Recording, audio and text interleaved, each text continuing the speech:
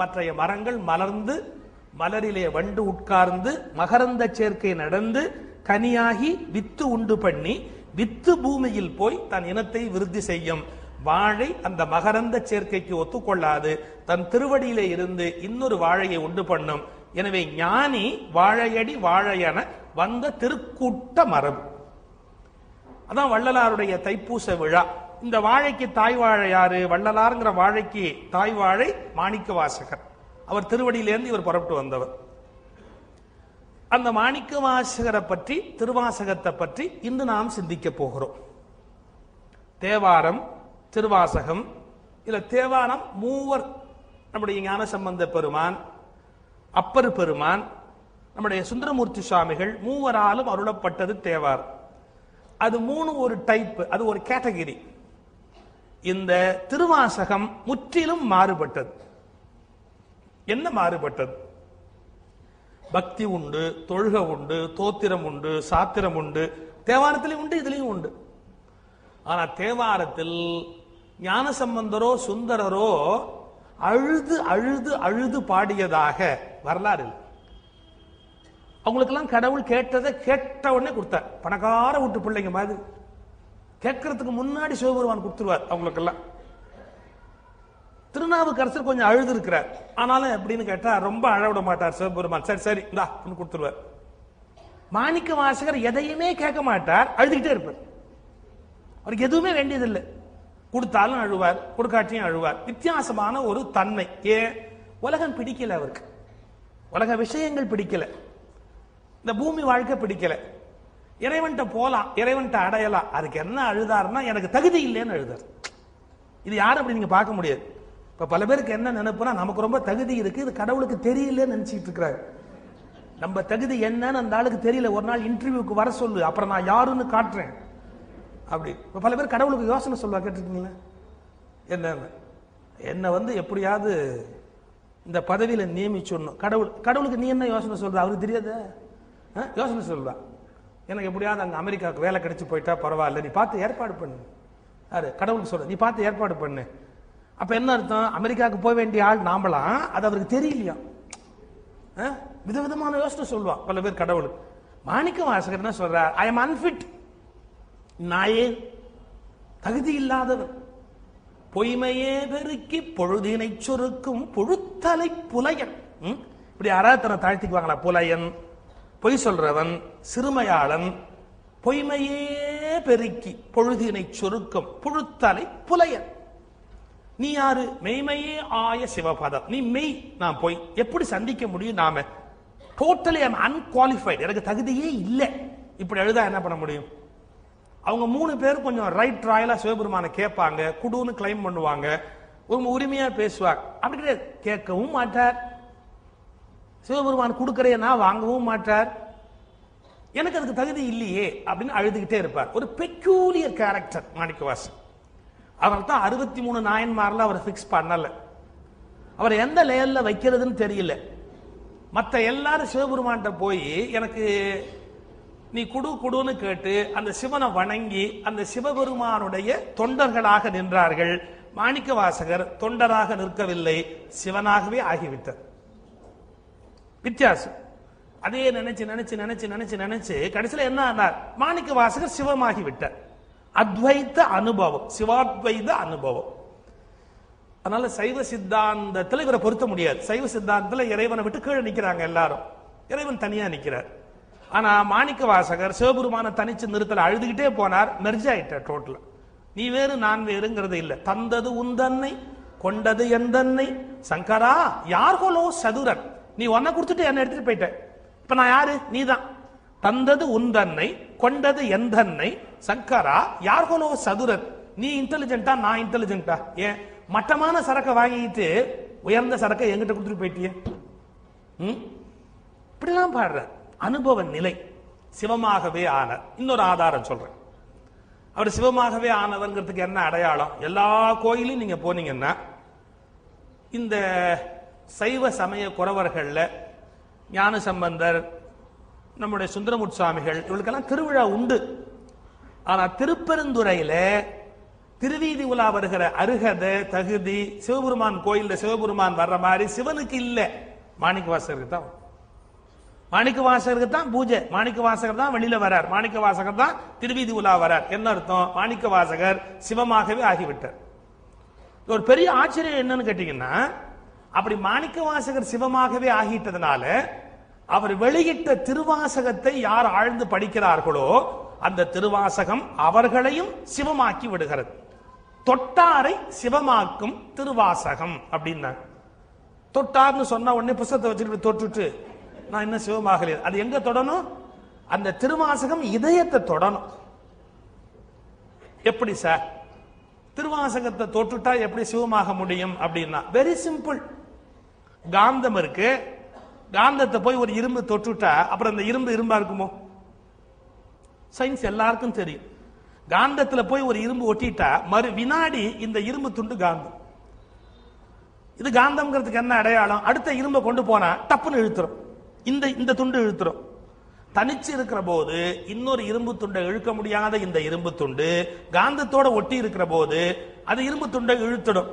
நம்முடைய இரும்பு இதயத்தை இந்த திருவாசகம் என்ற காந்தம் இழுத்து இது சிவபெருமான் என்கிற அந்த உயர்ந்த காந்தத்தோடு மெய்காந்தத்தோடு இணைந்திருப்பதாலே தொட்டாரை சிவமாக்கும் திருவாசகம். இதுக்கு நிகராக ஒரு நூல் கிடையாது, அவ்வளவு சிறந்த நூல் திருவாசகம். தமிழர்களுடைய பழைய வழக்கம் எப்படி தெரியுமா? கல்யாண வீட்டுல எல்லா மங்களகரமான காரியத்திலையும் திருவாசகம் பாடுறது வழக்கம், பழைய வழக்கம். ஏன்னா பொன்னூசல்னு ஒண்ணு பாடி இருக்கிறார், திருப்பொற்சுண்ணம் இடிக்கிறதுன்னு ஒண்ணு பாடி இருக்கிறார், பூக்கொய்தல்னு ஒண்ணு பாடி இருக்கிறார். இதெல்லாம் பெண்களுடைய அன்றாட வேலை. வீட்டுல பூ பறிக்கிறது, அப்புறம் அவங்களுக்கு வேண்டிய குளிக்கிறதுக்கு வேண்டிய பொடி தானே இடிக்கிறது, மஞ்சள் கிழங்கு உயர்ந்த பொருள்கள் இதெல்லாம் போட்டு வாசனை எல்லாம் பொருள்கள்லாம் போட்டு அந்த உரல்ல போட்டு உலக்கையை போட்டு இடிப்பாங்க. அந்த பொற்சுண்ணம் இடித்தல் இந்த மெட்ல பாடுற இந்த மாதிரி பாட்டெல்லாம் பாடுற மாணிக்க வாசகர். இது எப்படின்னா கல்யாணத்துக்கு ஏற்பாடு பண்ணும் போது இது மாதிரி எங்கெல்லாம் தயார் பண்றாங்களோ அங்கெல்லாம் இந்த பாட்டை பாடி அந்த சுண்ணம் இடிப்பாங்க கல்யாண வீடுகள்ல. அப்புறம் பொண்ணு மாப்பிள்ளைய ஊஞ்சல்ல வச்சு ஆட்டுவாங்க இல்லையா, அப்ப திருப்பன்னூசல் பாடுவாங்க. அப்புறம் மலர் கட்டுவாங்க இல்லையா, அப்போ இந்த திருவாசகம் பாடுவாங்க. கல்யாண வீடுகள்ல திருவாசகம் பாடுவது பழைய தமிழ் மரபு. இப்ப என்ன போச்சு தெரியுமோ, கல்யாண வீட்டுல எல்லாம் இதை பாடுறதே கிடையாது. திருவாசகம் எப்ப பாடுறான்னா அப்ப பாடுறான், அதுக்குன்னே வச்சுட்டேன். திருவாசகம் பாடணும் அப்படின்னா ஒண்ணு முடிஞ்சது அப்படின்னு அர்த்தம். ஒண்ணு முடிஞ்சா திருவாசகம் பாடுறது அப்படி. நான் கூட முன்ன ஒரு முறை சொன்னேன், ஒருத்தர் வீட்டுல அவருக்கு உயிர் போற மாதிரி இருந்தது, இழுத்துக்கிட்டு இருந்தது. அந்த ஓதுவார கூப்பிடு, அந்த ஓதுவார கூப்பிடு அப்படின்னு. எதுக்கு? திருவாசகம் பாடுறதுக்கு ஓதுவார கூப்பிடணும். ஓதுவார கூப்பிடு, ஓதுவார கூப்பிடுன்னா ஓதுவார பார்த்தா இவருக்கு முன்னாடி போறாப்புல இருக்கிறார். ஏன் போறப்ப ஓதுவார கூப்பிட்டு விட்டு அவர் எப்படி நல்லா இருப்பாரு? கல்யாணம் கார்த்திகைக்கெல்லாம் கூப்பிட்டு விட்டு பட்டு வேஷ்டி வச்சு கொடுத்தா ஓதுவார் நல்லா இருப்பாரு. போறப்ப அவரை கூப்பிடு அப்படின்னா அவர் பார்த்தா இவருக்கு முன்னாடி போறவர் மாதிரி இருந்து வந்தார். அப்புறம் திருவாசகம் படி என்ன?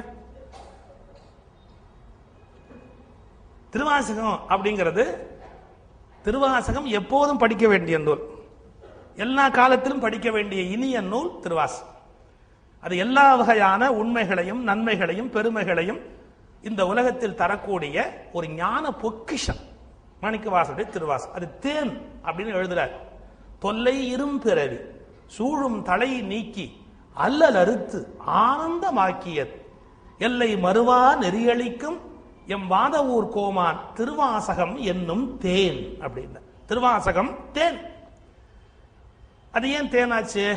அது பிறவி நோய்க்கு மாமருந்து அப்படிங்கிற. இப்போ நமக்கு பிணின்னு ஒண்ணு இருக்கு, நோயின்னு ஒண்ணு இருக்கு. நோய்னா என்ன தெரியுமா? கொஞ்சம் வரும் போயிடும்.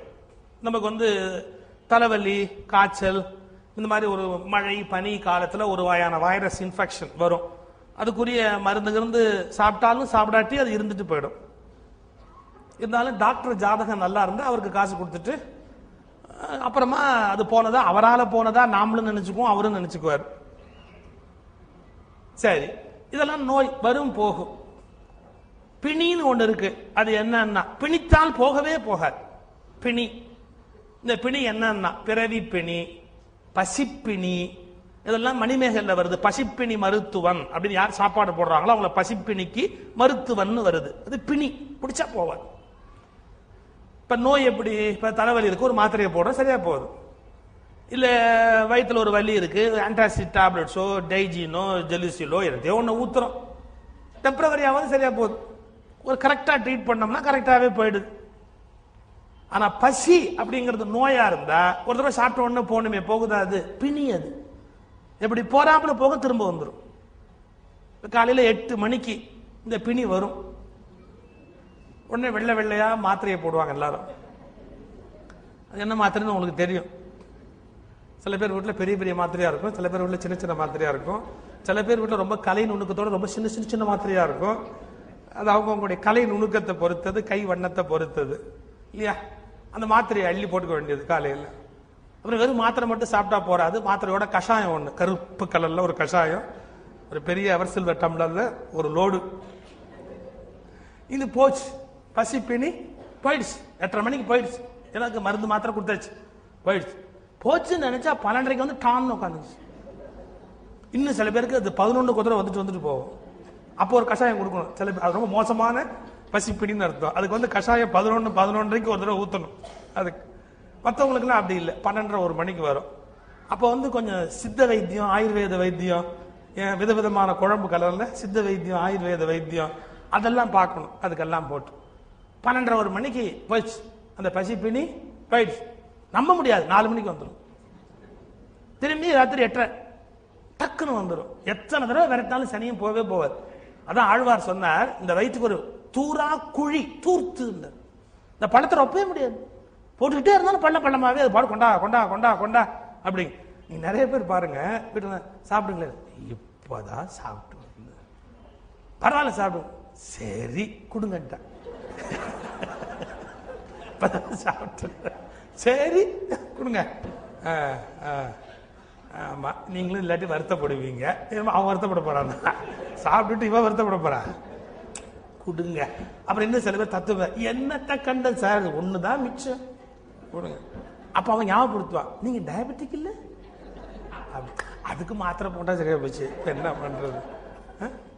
அது அவ்வளவு நோய்க்கு மருந்து, மருந்துக்கு நோய், நோய்க்கு மருந்து. இது என்ன முடிவு? தூரா குழி தூர்த்து அப்படின்னா ஆழ்வார். இது பசி பிணின்னா. இதே மாதிரி இன்னொன்னு நான் சிரிக்க சொன்னேன், அது ரொம்ப துக்ககரமானது. என்ன? எருவாய் கருவாய் தனிலே பிறந்து மாத்தி மாத்தி ஒரு தாயினுடைய வயிற்றிலே தங்கி அருவருப்பான அந்த நிலையில வெளியில வந்து பிண்டமா விழுந்து எவ்வளவு பிறவி எடுத்தாச்சு. 7 கடல் மணலை அளவிடின் அதிகம் எனதிடர் பிறவி அவதாரம். 7 கடல் மணலை அளவிடின் அதிகம் எனதிடர் பிறவி அவதாரம். மாதா உடல் சலித்தாள், பட்டத்தார் பாடுறார். மாதா உடல் சலித்தாள், பல்வினையே கால் சலித்தேன், வேதாவும் கை சலித்து விட்டானே. நாதா இருப்பை ஊர் வாழ்சிவனே, இன்னுமோர் அன்னை கருப்பை ஊர் வாராமல் கா. மறுபடியும் இன்னொரு அம்மா வயிற்றுல போய் என்னை பிறக்க வைக்காதப்பா, எவ்வளவு காலம் திரும்ப திரும்ப இதே வேலையா? இப்படி எல்லாம் ஞானிகள் எழுதார்களே, இத்தனை பிறகு எங்கேருந்து வந்தது? எருவாய் கருவாய் தனிலே உருவாய் இதுவே பயிராய் விளைவாகி, இவர் போய் அவராய் அவர் போய் இவராய், இதுவே தொடர்பாய் வெறி போல. வெறி மறுபடியும் மறுபடியும் பூமியில பறந்துகிட்டே இருக்கணும். இதுவே தொடர்பாய் வெறி போல. ஒரு தாய் இரு தாய் பல கோடியதா, உடனே அவமாய் அழியாது. ஒரு கால் முருகா பரமா குமரா உயிர்கா எனவோ அருள் தாராய். திருப்புகழ கெஞ்சுறார், எத்தனை தாய் வயிற்றுல வந்து பிறக்கிறது, போதும் போதும் இன்னும் பிறக்க முடியாது அப்படின்னு. இந்த பிறவி பிணிக்கு என்ன சார் மருந்து இருக்குது? அதுக்கு ஒரு மருந்து. அந்த மருந்து எப்படின்னா தேன் மாதிரி மருந்து. அடா மருந்துன்னு கசப்பு இல்லை, மருந்துன்னு சொல்லி ஊசி ஈசி எல்லாம் இல்லை. இப்பெல்லாம் வந்து பல சமயம் நோயே பரவாயில்ல போல இருக்கு, டாக்டர் படுத்துற பாடு ஜாஸ்தியா இருக்கு. டாக்டர் வயிற்றுல வலி இருக்குன்னா படுங்க அப்படின்ட்டு இப்பெல்லாம் குழாலாம் உள்ளே விட்டுறாங்க நீட்டா. இந்த செலந்தி கால் மாதிரி வரிசையா டியூபா வச்சுக்கிட்டு ஸ்கோப்பி எண்டோஸ்கோப்பி, ஏன்னா டாக்டருடைய ஸ்கோப்பே இதுல தான் இருக்கு இல்லையா? உள்ளே கேமரா, அது கரெக்டா ஃபுல்லா உள்ள வரைக்கும் கேமரா போய் அது பாட்டுக்கு போகுது. இதுக்கு நோயே பரவாயில்ல, இதெல்லாம் உள்ள விட்டுக்கிட்டு எல்லாம் பார்த்துக்கிட்டு இருக்கிறத விட கடவுளை. இந்த பிறவி பிணியில மருந்துன்னு சொன்னா மருத்துவர்களுடைய சேட்டை ஜாஸ்தியா போனா எப்படி தாங்கிறது? சில மருந்து பயங்கர கடுமையா இருக்கும், நோயை பொறுத்துக்கலாம் போல இருக்கும், மருந்து ரொம்ப கடுமையா இருக்கும். இந்த தமிழ் வைத்தியம் சித்த வைத்தியத்துல சில சமயம் சொல்லுவாங்க, இந்த மருந்து சாப்பிடணும், கொஞ்சம் எச்சரிக்கையா இருக்கணும், பத்தியமா சாப்பிடணும். இல்லைன்னா பக்க விளைவு என்னன்னா, பக்க விளைவு மரணம்னு போடுவோம். மரணம் பக்க விளைவு, முழு விளைவு. அதுக்கு இங்கிலீஷ் மெடிசன்ஸ்ல இருக்கு என்னன்னா, அலர்ஜி ஆயிடும் சில விஷயம், சில ஆன்டிபயோட்டிக் சில பேருக்கு ஒத்துக்கலைன்னா மூக்கெல்லாம் கருப்பாயிடும், உடம்பெல்லாம் வந்து எக்ஸிமா சொறி மாதிரி வந்துடும். ஏன் அந்த பர்டிகுலர் மெடிசன் உங்க சூட் ஆகல, பாடாப்படுத்திடும் உள்ள போய். இதுக்கு நோயே பரவாயில்லையே, அதையே பொறுத்துக்கிட்டு உட்காந்து அது லேசா வெறும் இருமல் தான், அதுக்கு ஒரு மருந்து கொடுக்குறேன்னு சொல்லி அது மூச்சடைப்பு வரைக்கும் போய் நின்று இது எத்தனை அவஸ்தைப்பட்டுருக்கிறோம். திருவாசகம் மருந்து, ஆனா மருந்து அல்ல, அது விருந்து. எப்படி விருந்து? தேன் எல்லை பிறவி தலை நீக்கி, இந்த பிறவிங்கிற தலைனா பந்தம், கற்ற கயிறு, பிறவி தலை நீக்கி என்ன தருகிறது? அது மனிதனுக்கு எல்லையற்ற அந்த இறைவனுடைய திருவடி இன்பத்தை தருகிறது. அது என்ன நூல்? அது வருவா நெறியளிக்கும் வாதவூர் எம் கோமான் திருவாசகம் என்னும் தேன் அப்படின்னார். போதுமே, இதை விட என்ன வேணும்? தேன் வந்து ஒரு மருத்துவ குணமுடையது. தேனுக்கு நெய்க்கு ஒரு நல்ல குணம் உண்டு, பெஸ்ட் ப்ரிசர்வேட்டிவ். நீங்க தேனுக்குள்ள ஒரு பொருளை போட்டு வச்சிட்டீங்கன்னா கெடவே கெடாது, அது தேனா இருந்தா இல்லையா. நல்ல தேன் அப்படின்னு எடுத்து நீங்க அது உள்ள ஏதாவது ஒன்று போட்டு, நெல்லிக்காயை வந்து தேனுக்குள்ள போட்டு வச்சுட்டீங்க, அது அமிர்தம், அது ஒண்ணுமே ஆகவே ஆகாது, எவ்வளவு காலம் ஆனாலும் அப்படியே இருக்கும். நெய்க்கு அந்த குணம் உண்டு. நெய்லையும் வந்து ஆயுர்வேத வைத்தியத்துல கேரளால பழக்கம் உண்டு. 700 வருஷத்து நெய் இதெல்லாம் வச்சிருக்காங்க, பாதுகாப்பா வச்சிருப்பாங்க. அதுல எந்த பொருளையும் உள்ள வச்சாச்சுன்னு சொன்னா ஃபங்கஸ் ஃபார்ம் ஆகாது, மேல ஃபார்ம் ஆகாது, அந்த மருந்து பொருள் அழிவே அழியாது. இப்ப திருவாசகம் என்ற தேன் மலர்ல இருந்து தானே எடுக்கணும், ஒரு மலர்ல இருந்து தானே தேன் எடுக்கணும். எந்த மலர்ல இருந்து இந்த தேனை எடுத்தது? நடராஜ பெருமானுடைய திருவடி இருக்கு இல்லையா, சிதம்பரம் நடராஜருடைய திருவடி இப்படி இருக்கு இல்லையா, திருவடி எப்படி இருக்கு? குஞ்சித்தம், அது குஞ்சித்த பாத்தம், அது தாமரப்பூ மாதிரி இருக்கு இல்லையா. நடராஜருடைய திருவடி ரெண்டும் இப்படி தாமரப்பூ மாதிரி இருக்கு. ஒரு வண்டு, அது எந்த வண்டுக்கு என்ன பேரு? வாதவூர் வண்டு. மாணிக்க வாசகருக்கு பேர் வாதவூர் வண்டு. வாதவூர் வண்டு நடராஜருடைய திருவடி தாமரை என்ற தாமரையில இருந்து சேகரித்த தேன் திருவாசகம் என்னும் தேன். ஒரு தேன பூல இருந்து எடுக்கணும், இது வந்து நடராஜருடைய திருவடி தாமரையிலிருந்து எடுத்தது. ஒரு ஸ்பெஷாலிட்டி சொல்லுவாங்க. இப்ப ஒரு வண்டு போய் எல்லா பூல இருந்தும், வேப்பம்பு சந்தனப்பூ எல்லா பூல இருந்து எடுத்தா அது வந்து ஒரு கலப்படத்தை எல்லாம் கலந்து கிடக்குது. ஒரு சந்தன மரம் மட்டுமே வரிசையா 1000 மரம் பூத்து இருக்குது, அதுல இருந்து தேன் எடுத்துட்டு வந்தா, வெறும் ஒரு பர்டிகுலர் மலர்ல இருந்து எடுக்கப்பட்ட தேன் அப்படின்னா அதுக்கு ரொம்ப மரியாதை ஜாஸ்தி. இந்த வாதவூர் வண்டு வேறு எந்த தாமரையையும் விரும்பியது இல்லை, நடராஜர் திருவடி தாமரையை அன்றி. எனவே அதிலிருந்து மட்டுமே எடுத்த தேன் திருவாசகம் என்னும் தேன். இந்த தேன் என்ன பண்ணும்? பிறவி பிணியிலே இருந்து இந்த ஆத்மாவை காப்பாற்றக்கூடிய வலிமை உடைய ஞானத்தேன், சுவையுடைய ஞானத்தேன். அவ்வளவு நுட்பத்தோடு இந்த திருவாசகத்தை நாம புரிஞ்சுக்கணும். முன்னுரை முடிஞ்சது. மாணிக்கவாச சுவாமிகள் எப்படின்னு கேட்டா, ரொம்ப படித்தவர், படிப்பார், ரொம்ப கல்வி கற்றவர். தன்பாண்டி நாட்டிலே மதுரைக்கு வடகிழக்கு ஒரு 12 மைல் வைகை ஆற்றங்கரையிலே வாதவூர், வாதவூர்னா வாயு பூஜித்த தலம், வாயு வாதம், வாயுவினால் பூஜிக்கப்பட்ட தலம் வாதவூர். அந்த தலத்திலே ஆதிசைவ அந்தன மரபிலே வந்து தோன்றியவர்கள். அந்தன மரபுன்னு ஒரு கருத்து, ஆதிசைவ அந்தனர்னு ஒரு கருத்து. அப்படி நல்ல உயர்ந்த குலத்திலே வந்து தோன்றியவர்கள் வாதவூரர் என்று அவருக்கு பெயர் சூட்டுகிறார்கள். இதெல்லாம் பின்னாடி நாம கொடுத்து கொண்ட பெயரா தான் இருக்கணும். அப்ப சூட்டிய பெயர் தெரியாதால அப்படி சொல்லியிருக்கலாம். நாம நல்ல இறை பக்தி, வழிபாடு முறை எல்லாம் உடையவராக இருந்தார். என்ன அழகு அப்படின்னு கேட்டா, நிறைய படிக்க படிக்க படிக்க படிக்க படிக்க அவருக்கு என்ன ஆச்சுன்னா திருப்தி போயிடுச்சு. இது ஒரு பெரிய சிக்கல். நிறைய படிக்க படிக்க என்ன குழப்பம் வரும்? அதுக்கு இது மாறா இருக்கு, இதுக்கு அது மாறா இருக்கு, அதுக்கு இது மாறா இருக்குன்னு ஒரு கன்ஃபியூஷன் வரும். அதனாலதான் சில பேர் படிக்கிறதே இல்லை. இதுக்கு அனாவசியம் அந்த குழப்பத்துக்கெல்லாம் போய் நம்ம பிறவிலேயே மெய்ஞானியா இருந்துருவோம், எதையுமே படிக்காமையே போய் சேர்ந்துருவோம் அப்படி ஒரு முடிவோட இருப்பாங்க. இப்ப இவர் அப்படி இல்லை, படிக்க ஆரம்பிச்சுட்டார். இது சைவ சித்தாந்தமா, அந்த சாஸ்திரமா, இந்த சாஸ்திரமா, அத்வைதமா, வேதமா, ஆகமமா, எது சரி, எது கரெக்ட், எது தப்பு, மனசு போயிடுச்சு கல்வியில. அப்படியே படிக்கிறார். என்னென்ன கல்வி உண்டோ எல்லா கல்வியும் அந்த காலத்துல படித்துக் கொண்டே வருகிறார். இதுக்கு எழுதுகிறார்கள் திருவிளையாடற் புராணத்துல, இவருக்கு படிக்க படிக்க படிக்க என்னாச்சு, அந்த படிப்பதனால் தெளிவு பிறக்கணும், முடிவு பிறக்கணும், நிறைவு பிறக்கணும். நேர்மாறா உப்பு தண்ணியை குடிக்க குடிக்க தாகம் அதிகமாவது போல் படிக்க படிக்க தேடல் அதிகமாயிற்று. ரொம்ப தாகமா இருக்கு அப்படின்னா நல்ல குளிர்ச்சியான தண்ணி குடிச்சாச்சுன்னா தாகம் அடங்கி போயிடும். உப்பு தண்ணியை குடிச்சிங்கன்னா குடிக்க குடிக்க குடிக்க இன்னும் குடிக்கணும், தண்ணி இன்னும் தண்ணி தாகமா இருக்கு, இன்னும் தண்ணி தாகமா இருக்கு அப்படின்னு நம்ம தண்ணி தாகத்துக்கு காரணமே நம்ம குடிச்ச உப்பு தண்ணியா போச்சு. அது மாதிரி இவருக்கு படிக்க படிக்க படிக்க நிறைவு இல்லை. இதுல என்னமோ மிஸ்ஸிங், இதுல என்னமோ மிஸ்ஸிங், இதுல என்னமோ மிஸ்ஸிங். அது என்னது என்னது அது தேடு தேடு தேடு தேடிக்கிட்டே இருக்கிறார். அந்த மெய்ப்பொருள் நோக்கிய தேட்டம் அந்த உயிருக்குள்ள இருக்கு. சர்ச். ஞானிகள் லைஃப்ல எல்லாம் தான் பெரிய ஆச்சரியம். விவேகானந்தர், ரமணர், இவனுடைய சர்ச் எல்லாம் வந்து சோ ஸ்ட்ராங், ரொம்ப கடுமையான. இப்ப சில பேர் சொல்லுவாங்க நான் கூட சாமியை தேடிக்கிட்டே இருக்கிறேன் அப்படின்னு. அது 10ஓட 11 அத்தோட இது ஒண்ணுன்னு தேடுறாரு. அவர் நிறைய தேடுறாரு, அப்பப்ப சாமியும் தேடுறாரு.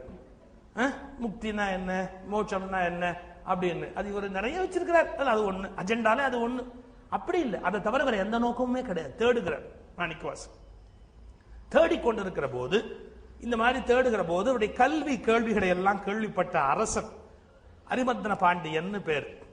அவர் நல்ல படிச்சவரா இருக்கிறாரே, அறிவாளியா இருக்கிறாரே, இவரை நம்முடைய அமைச்சராக ஆக்கினா என்னன்னு முடிவு பண்ணி அமைச்சராக்கணும். அப்பெல்லாம் படிச்சவங்களை மந்திரி ஆக்குறதுன்னு ஒரு தப்பான பழக்கம் இருந்தது. படிப்பிடிப்பு இல்லாத ஆளா பார்த்து ஆக்கலாம் அப்படிங்கிற அந்த அந்த லட்சியம் எல்லாம் அப்ப கிடையாது. படிச்சவனா இருந்துதான் மந்திரியா வரலாம் அப்படி. அரியாட் சாமி சொல்வாரு, ராஜா பெரியவனா மந்திரி பெரியவனான்னு கேட்டா ராஜாவை விட மந்திரி பெரியவன் தெரியுமா? ஏன்? ராஜா புள்ள ராஜா ஆக முடியும், மக்கு கூட ராஜாவா வந்துடலாம். ஆனா அமைச்சன் அறிவால் மட்டுமே வர முடியும். எவ்வளவு அமைச்சனுக்கு முக்கியத்துவம் கொடுத்தான் பாரு. ஏன்னா அறிவாளியா பார்த்து தேர்ந்தெடுப்பாங்க. நீ இதுல கெட்டிக்கார, நீ இதுல கெட்டிக்கார, நீ இதுல கெட்டிக்கார, இதெல்லாம் சேர்ந்து எனக்கு அட்வைஸ் பண்ணு அப்படின்னு. அரசரை விட மேலானவர் அமைச்சர் அப்படின்னு தேடி அப்படி மந்திரியை வச்சாங்க. வைணவ உரை இலக்கியங்கள்ல ஒரு கதை சொல்வா. ஒரு மக்கு ராஜா, ராஜானா ராஜா, மக்கு ராஜா. அந்த ராஜாவுக்கு பரம மக்கான மந்திரி. இது எப்படி இருக்கும் செட்டு? அது வேடிக்கையா சொல்றது, ராஜா வந்து கிரீடத்தை கட்டி வேர்க்கடல போட்டு வச்சு திம்பாரு. கிரீடத்தை கட்டி அதை வேர்க்கடல போட்டு வச்சு ராஜா திம்பாரு. ராஜா ஏமாந்தப்ப மந்திரி 2 கை விட்டு எடுத்துப்பாரு. எப்படி செட்டு பார்த்தீங்களா? இந்த இந்த ராஜாவுடைய கோர்ட்ல ஒரு கேஸ் வருது. என்ன கேஸ்னா, ஒரு பையன் ஒரு வீட்டுல போய் திருட போயிருக்கான். இது வைணவ உரை இலக்கியங்கள்ல வர்ற கதை. சவுத்துல கன்னம் போட்டு ஓட்ட போட்டு ஒரு வீட்டுக்குள்ள போய் திருட போயிருக்கான். அந்த வீட்டு சவுறு ஈரமா சொத சொதன்னு இருந்தது. இவன் உள்ள போகும்போது, திருட போகும்போது சவுறு இடிஞ்சு விழுந்து செத்து போயிட்டான். இந்த திருடனுடைய சம்சாரம் கேஸ் கொடுத்துருக்கா ராஜா கிட்ட வந்து, என் புருஷனை அந்த வீட்டு சவுறு கொன்னுடுச்சு, எனக்கு நீதி வழங்கு. நீதி யாரை கொடுப்பாங்களா? அதுக்கு இவன் திருட போயிருக்கான், எவன் வீட்டு சவுத்துலேயே ஓட்ட போட்டு. இவன் வழக்கு கொடுத்தோம். ராஜா நீதி விசாரணை பண்றாரா, அந்த வீட்டுக்காரனை வர சொல்லு. வந்தா, நீ தான் கொண்டு விட்டாங்க, உன் வீட்டு சவுறு ஈரமா இருந்தது, இவன் உள்ள போனா செத்து போயிட்டான், நீ தான் அதுக்கு சரியான பொறுப்பை ஏத்துக்கணும், உன்னை தூக்குல தொங்க விட போறேன்னா. எப்பேற்பட்ட ராஜா பாருங்க. திருட வந்தவன் செத்து போனதுக்கு வீட்டுக்காரனை தூக்குல தொங்க விடுவேன்னா. அவன் டக்குன்னு பார்த்தான், பழி அடுத்த ஆள் மேல வச்சா தப்பிச்சிடலாம். நான் என்னங்க சவுறு நானா கட்டுறேன், கொத்தனார் கட்டுறாரு. கொத்தனார் அப்படிங்க அப்படின்னா. கரெக்ட், நீ மட்டும் சொல்லாம போயிருந்தா என் நீதி வழுவி இருக்குமே. இது பெரிய நீதியா? என் நீதி வழுவி எனக்கு எவ்வளவு பெரிய குற்றம் ஏற்பட்டு புடா கொத்தனாரேன்னா. அவர் சொன்னார், நான் என்னங்க பண்ணுவேன், இந்த களிமண் பிசைகிறான் பாருங்க, அவன் தண்ணி கூட ஊத்திட்டா நானா பொறுப்பு.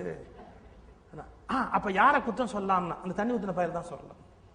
அவனை கேட்டா சொன்னா, 10 பானை தண்ணி ஊத்துனாரு இவரு, 10 பானை நான் எடுத்து ஊத்துனேன், ஆனா பானை பெருசா இருந்ததுங்கிறது எனக்கு தெரியாது.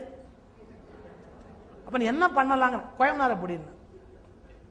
உடனே ராஜா, நல்ல வேளை நம்ம நீதி இன்னும் வழுவலையேன்னு ஒரு சந்தோஷம். கோயம்னாரை பிடிச்சார். இப்படி போகுது கதை நீளம். கோயம்னாரை பிடிச்சி அந்த கோயம்னார் வந்து சொன்னாரு, நான் என்னங்க பண்ணுவேன், அன்னைக்கு நான் பானை பண்ணும்போது பாருங்க, இப்படி பானை இப்படி பண்ணிக்கிட்டே இருக்கும்போது ஒரு பொண்ணு டான்சரு, நம்ம ஊர்ல இருக்கிற சிறந்த நாட்டிய தாரகை, அவ பாருங்க இப்படி போறா, இப்படி வர்றா, இப்படி போறா, இப்படி வர்றா. நான் அவளை பார்த்துக்கிட்டு அந்த பானையை பண்ண, பானை பெருசா போச்சுங்க, தப்பு என்னது இல்லைங்க, அவ மேல தைரியம் இருந்தா அவளை தூக்கு தொங்க விடுங்க. கொண்டாடா அவளை. அவளை கேட்டா அவ சொல்ற காரணம் அதை விட, நான் எனக்கு சும்மாவா குறுக்கு நடுக்க போறேன், எனக்கு சாயங்காலம் கச்சேரி, அதுக்கு துணி வேணும், நான் துணி துவைக்கிறதுக்கு போட்டிருந்தேன், அந்த துணி துவைக்கிறவர் ஆத்துல துவைக்கிறேங்கிறாரு, ஒழிய துணி வரவே மாட்டேங்குது, அது ரெடி ஆயிடுச்சா ரெடி ஆயிடுச்சா ரெடி ஆயிடுச்சா நான் தான் கேட்டேன். புடா அவரை துணி துவைக்கிற. அவன் சொன்னா, என் மேல ஒன்றும் தப்பு இல்லைங்க, நான் வழக்கமா துணி துவைக்கிற கல்லுல ஒரு சாமியார் உட்கார்ந்து இருந்தாரு, அவர் தவம் பண்ணிக்கிட்டு இருந்தாரு, அவர் நான் எப்படிங்க எழுப்ப முடியும், அவர் எந்திரிச்சு அந்தாண்ட போனாதானே நான் வந்து துவைக்க முடியும், நான் காத்துக்கிட்டே இருந்தேன்னா. புடா சாமியார். அந்த சாமியார் ஒன்னும் சொல்ல முடியாது, ஏன், அவர் மௌன சாமி. பேச மாட்டார். இவ்வளவு பேரும் என்னத்தையோ சொல்லி பழிய எவன் மேலே வச்சு தச்சு ஓடிவிட்டார். அவர் ஒன்னும் பேசாத நிறுத்தி வச்சு கேட்டான், இந்த தப்புக்கெல்லாம் நீ தான் காரணம், உன்னை தூக்கில தொங்க விட போற, நீ என்ன நினைக்கிறேன்னா. அவர் என்ன நினைப்பாரு, ஒன்னும் பேசாம நின்றார். ஒத்துக்கிட்டாரு, தூக்கில போடுறான்ட்டார்.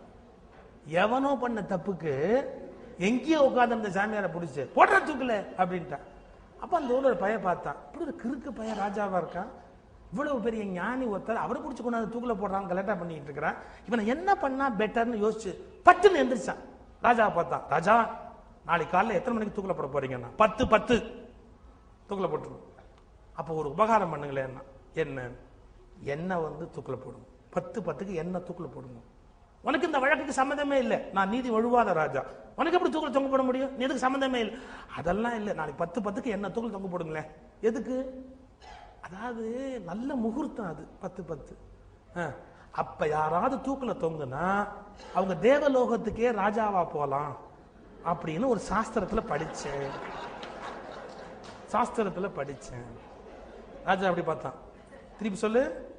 இல்ல 10:10க்கு சரியா தூக்குல தொங்குனா அவன் தேவலோகத்துக்கு ராஜாவா போலாம்னு படிச்சேன்னா.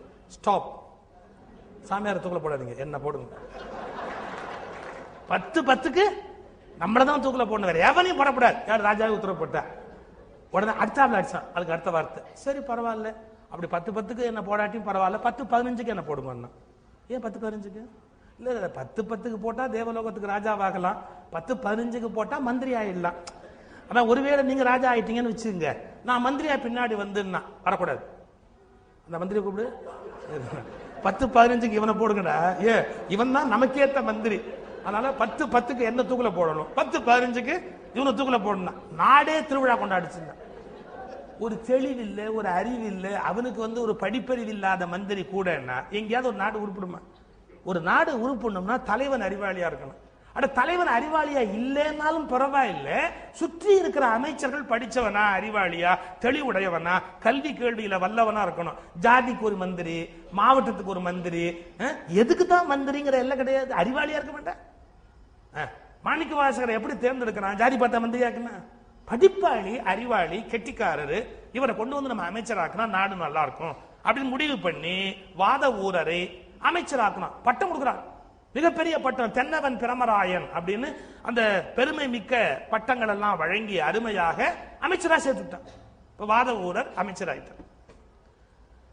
ராஜா ஒரு வேலை கொடுத்தார், நிறைய கரெக்டா எல்லாம் பாத்துக்கிறார். ஆனா இவர் மனசு முழுக்க அந்த வேலையில இல்ல, கவனம் முழுக்க வேற இடத்துல இருக்கு. சைவ சித்தாந்தத்துல சொல்லுவான், ஒருத்தன் கையில வந்து கொட்டைப்பாக்கு கொடுத்து வச்சிருக்காங்க, போறதுக்கு பாக்கு கொடுத்து வச்சிருக்காங்கன்னா பாக்கு இப்படி வச்சிருப்பேன். எவ்வளவு நேரம் இப்படி வச்சிருக்க முடியும்? தூக்கம் வர வரைக்கும் வச்சுக்க முடியும். தூக்கம் வந்ததுக்கு அப்புறமும் இந்த பாக்கு இப்படி வச்சிருக்க முடியுமா? தூக்கத்துல அந்த பாக்கு நழுவி போயிடும். என்னதான் பிடிச்சி வச்சிருந்தாலும் அது நழுவி போயிடும். அது மாதிரி மாணிக்க வாசகர் என்னதான் ராஜா மந்திரி பதவி கிதவின்னு மனசுல பிடிச்சிருந்தாலும் பக்குவம் வர வர இது நழுவுது அவரை விட்டு. இதுல ஆர்வம் இல்லை, அவருக்கு ஈடுபாடே இல்லை. ராஜா கட்டாயப்படுத்தினா மந்திரியா இருக்கிறார், மனசு முழுக்க அதுல இல்லவே இல்லை அவருக்கு. உறக்கத்தில் பாக்கு நழுவுவது போல இந்த இறை பற்று வளர வளர என்ன ஆயிற்று, உலக விவகாரம் அவரை விட்டு நழுவ ஆரம்பித்து விட்டது. கரெக்டா அவரால் பெர்ஃபார்ம் பண்ண முடியல. ஆனா ராஜா கட்டாயப்படுத்துறான், ஓ இந்த காரியத்தை பார், அந்த காரியத்தை பார், இந்த காரியத்தை பார். அப்ப மன்னன் தன்னுடைய படையை அபிவிருத்தி பண்ணணும் அப்படிங்கிறதுக்காக படைக்கு குதிரைப்படை வேணும் அப்படிங்கிற எண்ணத்துல சோழ நாட்டில் ஒரு பகுதியில் எங்கேயோ குதிரை கிடைக்குது அப்படிங்கிற அந்த குதிரையை வாங்கிட்டு வரதுக்கு ஒரு சரியான ஒரு அமைச்சரை அனுப்பணும். இவர் ரொம்ப பெரிய அறிவாளி, அதனால இவரை அனுப்பணும்னு முடிவு பண்ணி நீ போய் குதிரை வாங்கிட்டு வா அப்படின்னு அவர் ஏற்றுக்கொண்டார். ஏன் இவரை பார்த்து அனுப்பிச்சான்னா அதுல நுட்பமும் அறிவும் உள்ள ஒருவரை அனுப்பணும். சரியில்லாத ஒரு ஆள், இல்ல ராஜாவுக்கு விசுவாசம் இல்லாத ஒரு ஆளை அனுப்பிச்சா என்ன நடக்கும்னா குதிரை பேர ஊழல் அப்படின்னு ஒரு ஊழல் வரும். இதெல்லாம் வராம இருக்கணும் அப்படின்னா அது ரொம்ப யார் ரொம்ப கெட்டிக்காரோ அவரை அனுப்பணும். இவர் அனுப்பிச்சு வச்சார். இவர் நேரா போய் மதுரையில சிவபெருமானை வணங்கி உத்தரவு பெற்றுக்கொண்டு, பெருமானே உன்னுடைய ஆசையோட நான் போறேன், நீ தான் எனக்கு வழிகாட்டணும். அந்த கோயில் பட்டர் விபூதி கொடுக்கிறார், அதை வாங்கி நெற்றி நிறைய இட்டுக்கொண்டு சிவசிவ என்றபடி அங்கிருந்து வணங்கி புறப்பட்டார். இவர் வருகிறேன் என்று வந்து கொண்டிருக்கிற காலத்திலேயே அங்கிருந்து வரும்போது ஆவுடையார் கோயில் அந்த பகுதி அது வழியா வருகிற போது அவருக்கு ஒரு விசித்திரமான அனுபவம் ஏற்படுகிறது. என்னமோ ஒரு மாதிரியாக மனம் முழுக்க வேறு எண்ணங்கள், வேறு விதமான கருத்துக்கள் தோணிக்கிட்டே இருக்கு அவருக்கு. பணம் கொண்டு வந்திருக்கிறோம், குதிரை வாங்கணும், நம்ம வேலை அதுதான், இதெல்லாம் தோண மாட்டேங்குது அவருக்கு. மனசு அப்படியே பரபரக்குது. நான் சொன்ன பாருங்க, ரியல் சர்ச் உள்ளவங்க தேட்டம், அது தேடுகிறவர்களுக்கு தேடுகிற பொருள் கண்டிப்பா கிடைக்கும். ஓஷோ ஒரு முறை பேசுகிற போது சொல்றார், how can I get a correct master, ஒரு சரியான குருவை நான் எப்படி அடைய முடியும் அப்படின்னு ஒருத்தன் கேட்கிறான். அவருடைய ரிப்ளை ரொம்ப பியூட்டிஃபுல் ரிப்ளை, ரொம்ப அழகான பதில். அவர் சொல்றார், எல்லோருக்கும் குருவாக இருப்பதில் தான் ஆசை இருக்கிறதே ஒழிய சீடராக இருப்பதில் யாருக்கும் விருப்பம் இல்லை. நீ என்றைக்கு சரியான சீடராகிறாயோ அன்றைக்கு சரியான குரு உன் முன் நிற்பார். இதுதான் உண்மையான இலக்கணம். நீ உன்னை தகுதி உடைய சீடனை ஆக்கிட்டேன்னா நீ குருவை தேட வேண்டிய அவசியமே கிடையாது. என் குரு எந்த ஊர்ல இருக்கிறாரு, எப்போ வருவாரு, நீ போய் அதெல்லாம் அவசியம் இல்லை. நீ உன்னை பெர்ஃபெக்ட் சீடனை ஆக்கிட்டேன்னா உன் குரு அடுத்த க்ஷணம் உன் கண் முன்பாக உனக்கு தென்படுவார். இப்ப மாணிக்க வாசகர் உள்ளம் பக்குவப்பட்ட சீடனாகி விட்டது. அந்த குருவை பற்றிய தேடுதல்ல முழு சீடனாகி பக்குவமா இருக்கிறார் மணிவாசகர். அவருக்கு அப்ப பேர் வாதவூரர் தான், மணிவாசகர் பேர் இல்லை, இப்பதான் வரப்போகுது. அப்படியே கண்கள்ல கண்ணீரோடு குருவை இந்த மனதிலேயே நினைந்து கொண்டு இருக்கிற போது ஒரு சத்தம், ஹரஹர ஹரஹர சத்தம் கேட்குது. எங்கேருந்து கேட்குதுன்னு பார்த்தா ஒரு மரத்தடியில, குருந்த மரத்தடி. அதுல ஒரு பெரிய சிவகுரு உட்கார்ந்து இருக்கிறார், ஒரு பெரிய அருளாளர் உட்கார்ந்து இருக்கிறார். அவரை சுற்றி சீடர்கள்லாம் உட்கார்ந்து இருக்கிறாங்க. அவர் பாடம் சொல்லி கொண்டிருக்கிறார். இவர் போய் நின்று பார்த்தா இவருக்கு ஒரே ஆச்சரியம். எவ்வளவு காலமாக எத்தனை செய்திகளுக்கு இவர் மனசுல கேள்வி இருந்ததோ, பிரச்சனை இருந்ததோ, எல்லாத்துக்கும் தீர்வு இருக்கு. சில சந்தர்ப்பங்கள்ல நாங்க பேசி முடிச்சோட கூட சில பேர் சொல்லுவாங்க, ரொம்ப நான் மன வருத்தத்தோட வந்தேன், இந்த மாதிரி ஒரு கேள்வியோட வந்தேன், உங்க பேச்சுல விடை கிடைச்சது, எனக்கு ரொம்ப துக்கமா இருந்தது, அதுக்கான அந்த தெளிவு கிடைச்சது அப்படிமா. எங்க சாமர்த்தியம் இல்லை, இதெல்லாம் எங்க திறமையே இல்லை. எப்படின்னா உங்களுக்கு அவை தரப்பட வேண்டும் என்று இறை தீர்மானித்து விட்டால் எப்படியோ எங்கள் வாயிலிருந்து நழுவி வரும். அது ப்ரீ பிளான்டா மைண்ட்ல இருக்காது. பட் ஏதோ ஒரு தாட் வந்து உள்ள உறுத்தும், இது வெளிப்படுத்து அப்படின்னு பட்டுன்னு சொல்லி போயிட்டே இருப்போம். அது யாருக்காக சொல்லப்பட்டதுங்கிறது எங்களுக்கு தெரியாது. ஆனா யாருக்கு அது தரப்பட வேண்டுமோ அவர்களுக்கு இறைவன் நம்மள ஒரு மீடியமா ஆக்கி டக்குன்னு வெளியே தள்ளிடுவார். என் நாத்தங்கு பொன்மொழி அபிராம் பெற்ற பாடுறார். அது மாதிரி நம்ம நாத்தங்கு புன்மொழியா டப்புன்னு வெளியே வந்து விழுந்துடும். இதுதான் பெரிய ஆச்சரியம். நமக்கு அந்த கேள்வி பிறக்கிற போது அதுக்குரிய ஒருவர் மூலமா விளக்கம் சொல்லுவார் இறைவர். இப்ப மாணிக்க வாசகர் மனசுல இருந்த இவ்வளவு குழப்பத்துக்கும் அந்த குருந்த மரத்தில் உட்கார்ந்து இருக்கிற அந்த பெருமகனார் விளக்கம் சொல்ற. அப்படியே காலில் விழுந்து கண்ணீர் விட்டு அழுது துடித்து புலம்பி, பெருமானே உங்களை தான் நான் தேடிக்கிட்டு இருந்தேன், உங்களை அடையணும் தான் நான் காத்துக்கிட்டு இருந்தேன், என்னை ஏற்றுக்கொள்வீர்களா அப்படின்னு கதறுகிறார். அவர் ஏற்றுக்கொண்டார், திருநீர் கொடுத்தார். ஆனா தன்னோட சேர்த்துக்கல. கொஞ்ச நாள் ஆகட்டும், மறுபடியும் நாம சந்திப்போம் அப்படின்ட்டு போயிட்டார்.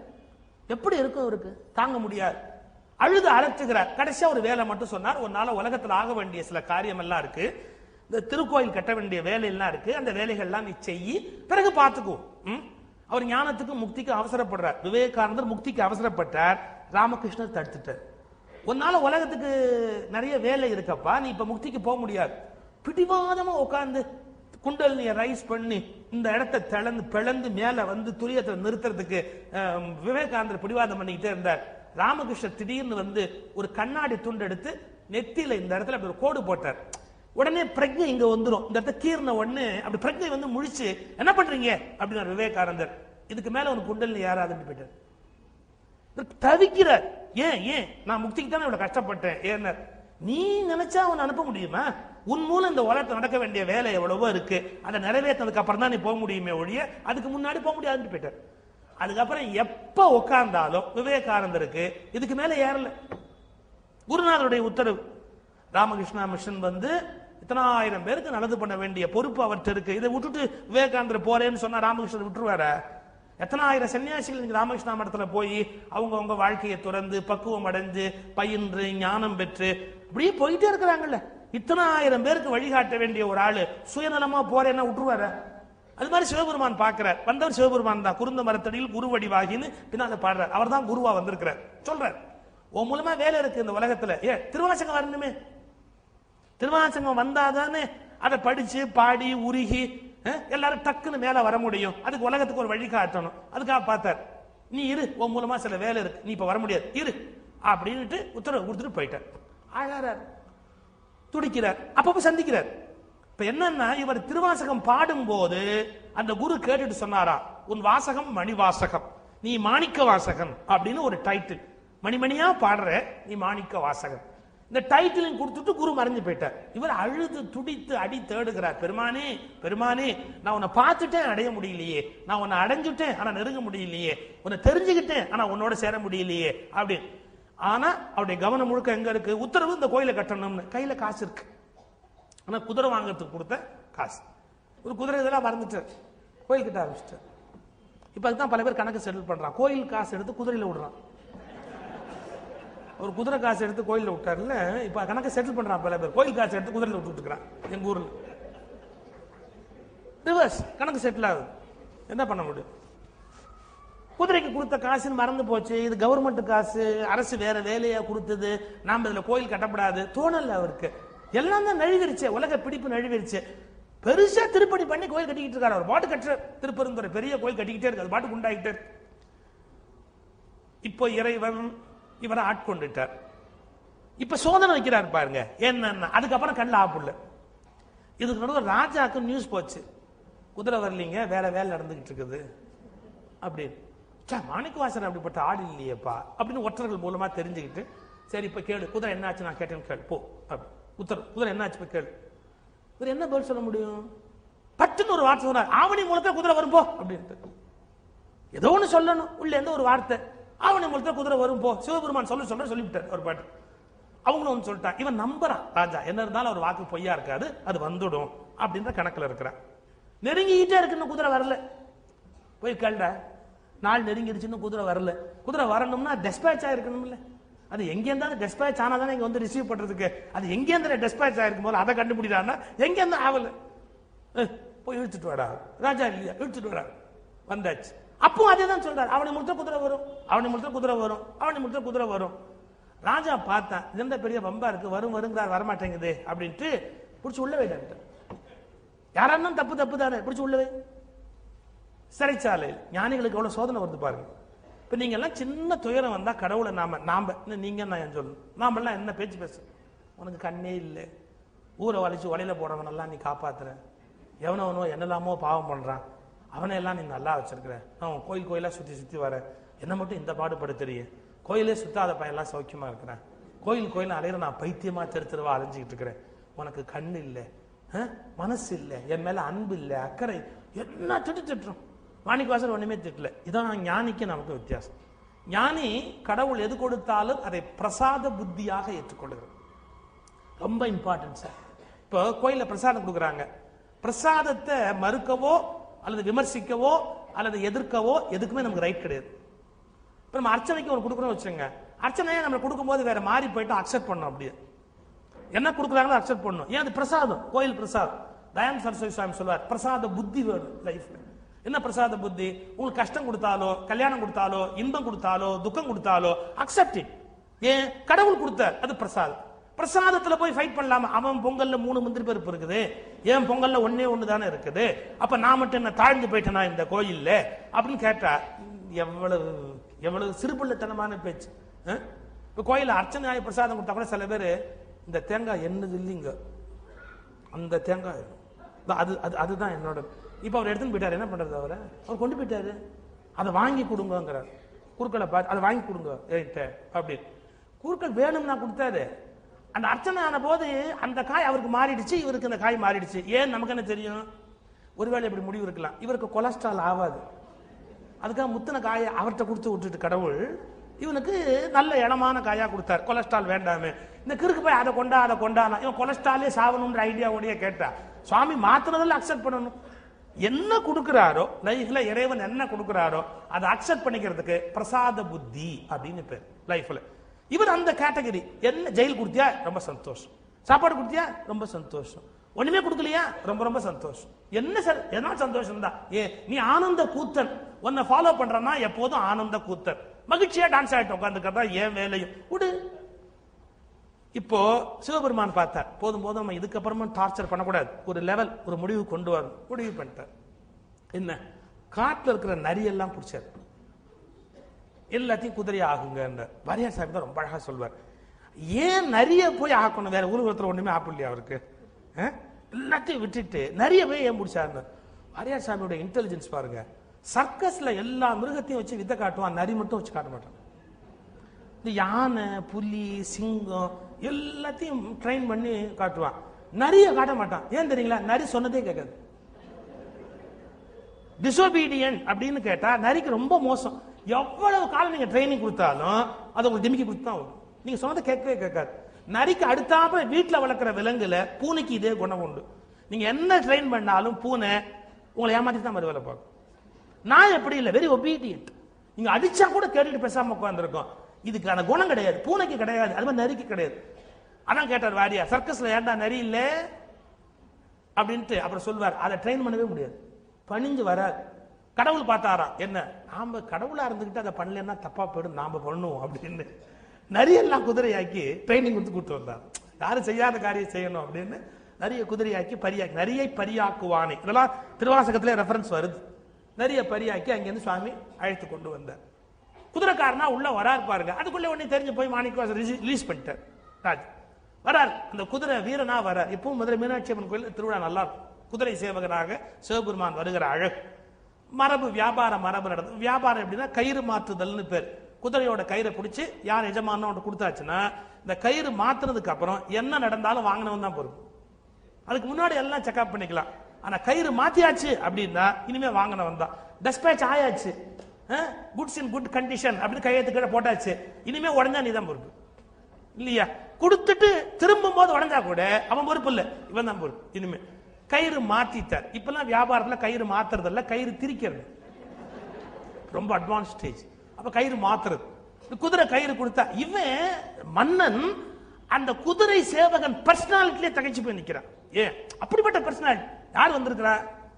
சொக்கநாத், மதுரையினுடைய அந்த சிவபெருமான் தான் வந்திருக்கிறார். அவருடைய ராயல் பர்சனாலிட்டி முன்னாடி ராஜாவால் நிக்க முடியல சார். அந்த திருவிளையாடு புராண ஆசிரியர் எழுதுவாரு. அப்புறம் வந்து அந்த பரிசு கொண்டு வந்து தட்டில் நீட்டுறான், ராஜா கொடுக்க சொல்றான், அந்த வந்திருக்கிற குதிரை சேவகனுக்கு பரிசு கொடுத்து அனுப்பு அப்படின்னு. அவர் குதிரையில உட்காந்துக்கிட்டு அந்த குதிரை சவுக்கு இருக்கு பாருங்க, அந்த சவுக்கால அப்படி எடுத்தாரு. இன்னைக்கு எவன் ஸ்டைலையோ பெருமையா சொல்றாங்களே, எங்க சொக்கநாதர் ஸ்டைலுக்கு முன்னாடி இவங்க ஸ்டைல்னா என்ன ஸ்டைல் சார்? அதாவது கிஃப்ட் பரிசுன்னு ராஜா கொடுத்தா எப்படி சார் வாங்கணும்? ஒரு ராஜா ஒரு பரிசு கொடுத்தா எப்படி வாங்கணும்? பணிஞ்சு இப்படி வாங்கணும் அப்படிங்கிறான். இவன் ராஜாவுக்கு ராஜா இல்லையா, அந்த பரிசு எல்லாம் வாங்குவார். அப்படி பெரிய தாம்பாளத்துல வந்து ராஜா பரிசுன்னு கொடுத்த உடனே அந்த குதிரை சவுக்கு இருக்கு பாருங்க, அந்த சவுக்கு அப்படி விட்டு அந்த மூட்டை அப்படி அலட்சியமா அப்படி எடுத்தார். அப்படி எடுத்துட்டு அப்படியே குதிரை ஏறி அப்படியே போயாச்சு. அவர் வந்த குதிரையில ஏறி போறார். ராஜா திகச்சு போய் பார்க்கறான். எல்லா குதிரையும் அப்படியே அவ்வளவு அருமையா இருக்கு. கொண்டு போய் கட்டுறா, குதிரை கொட்டில போய் கட்டுறா. கட்டிட்டான். எவ்வளவு நேரம் குதிரையா இருந்தது? ராத்திரி 12 மணி வரைக்கும் அதுக்கு டியூட்டி டைம். டியூட்டி டைம் வரைக்கும் கரெக்டா குதிரையா 12 அடிச்ச உடனே என்ன டியூட்டின்னா, இதெல்லாம் நரி இதை குதிரையாக்கி கொண்டு போய் கொட்டில கட்டியிருக்கான். அங்க கொள்ளு எள்ளு எல்லாம் வச்சிருக்கான். இதுங்களுக்கு பிடிக்கல. அதெல்லாம் ஸ்ட்ராங் நான் வெஜிடேரியன் போய் வெஜிடேரியன் ஃபுட்டில் உள்ள உட்காந்து வச்சு சாப்பிடுவோம் அப்படின்னா அது ஏற்கனவே எரிச்சல்ல கடுப்புல இருந்தது காலையில இருந்து எல்லாம். இப்ப எல்லாம் மாறி மறுபடியும் 12 மணி அடிச்ச உடனே நிறைய மாறிச்சு பாருங்க. இப்ப அது நான் வெஜிடேரியன் ஃபுட்டு வேணும். கொஞ்சம் நஞ்சம் குதிரை அவன் வச்சிருந்தான் பாருங்க, அதுங்களை கடிச்சு விட்டு அது பாட்டுக்கு புறப்பட்டு போச்சு. மிச்சம் இருக்கிறதெல்லாம் சேர்த்து கடிச்சு விட்டு ஊழை இட்டுக்கிட்டு எல்லாம் ஓடுது. ராத்திரி 12 மணிக்கு ஊர் முழுக்க நரியோட ஊழ. ராஜா அசந்து போயிட்டான். என்னடா இது ராத்திரி 12 மணிக்கு இப்படி ஒரு சத்தமாச்சு? விசாரிச்சா ராஜா கொண்டு வந்த குதிரை எல்லாம் பிராடு எல்லாம் நரியாயி ஓடு. புடுறா அவன்ட்ட, யாரை வெயில விட்டானோ அப்படி புடுற பிடிச்சு கொண்டு வந்து வச்சாச்சு. எவ்வளவு கொடுமை பாரு. இந்த வாத ஊரரை கொண்டு போய் மறுநாள் வைகை கரை சுடுமணல், சுடுமணல்ல காலில் செருப்பு கிடையாது. இந்த 2 கையை இப்படி நீட்டி, இந்த கையில ஒரு பாறாங்கல், இந்த கையில ஒரு பாறாங்கல். சுடு மணல், கால் சுடுற மணல்ல நிறுத்திருக்கிறான். உச்சி வெயில். இப்படி தலையை நிமித்தணும், சூரியனை பார்க்கணும் நேர. இப்படி தலையை நிமித்தி இந்த நெத்தியில ஒரு பாறாங்கல், நெத்தியில ஒரு பாறாங்கல் வச்சு இப்படி தலையை அப்படி நின்னா சூரிய வெப்பம் மேல போடும், கண்ணு கூசும். இந்த கையில ஒரு பாறாங்கல், இந்த கையில ஒரு பாறாங்கல், இந்த கால் படுற இடத்துல சுடு மணல். இப்படி நிறுத்தி பனிஷ் பண்றான் ராஜா.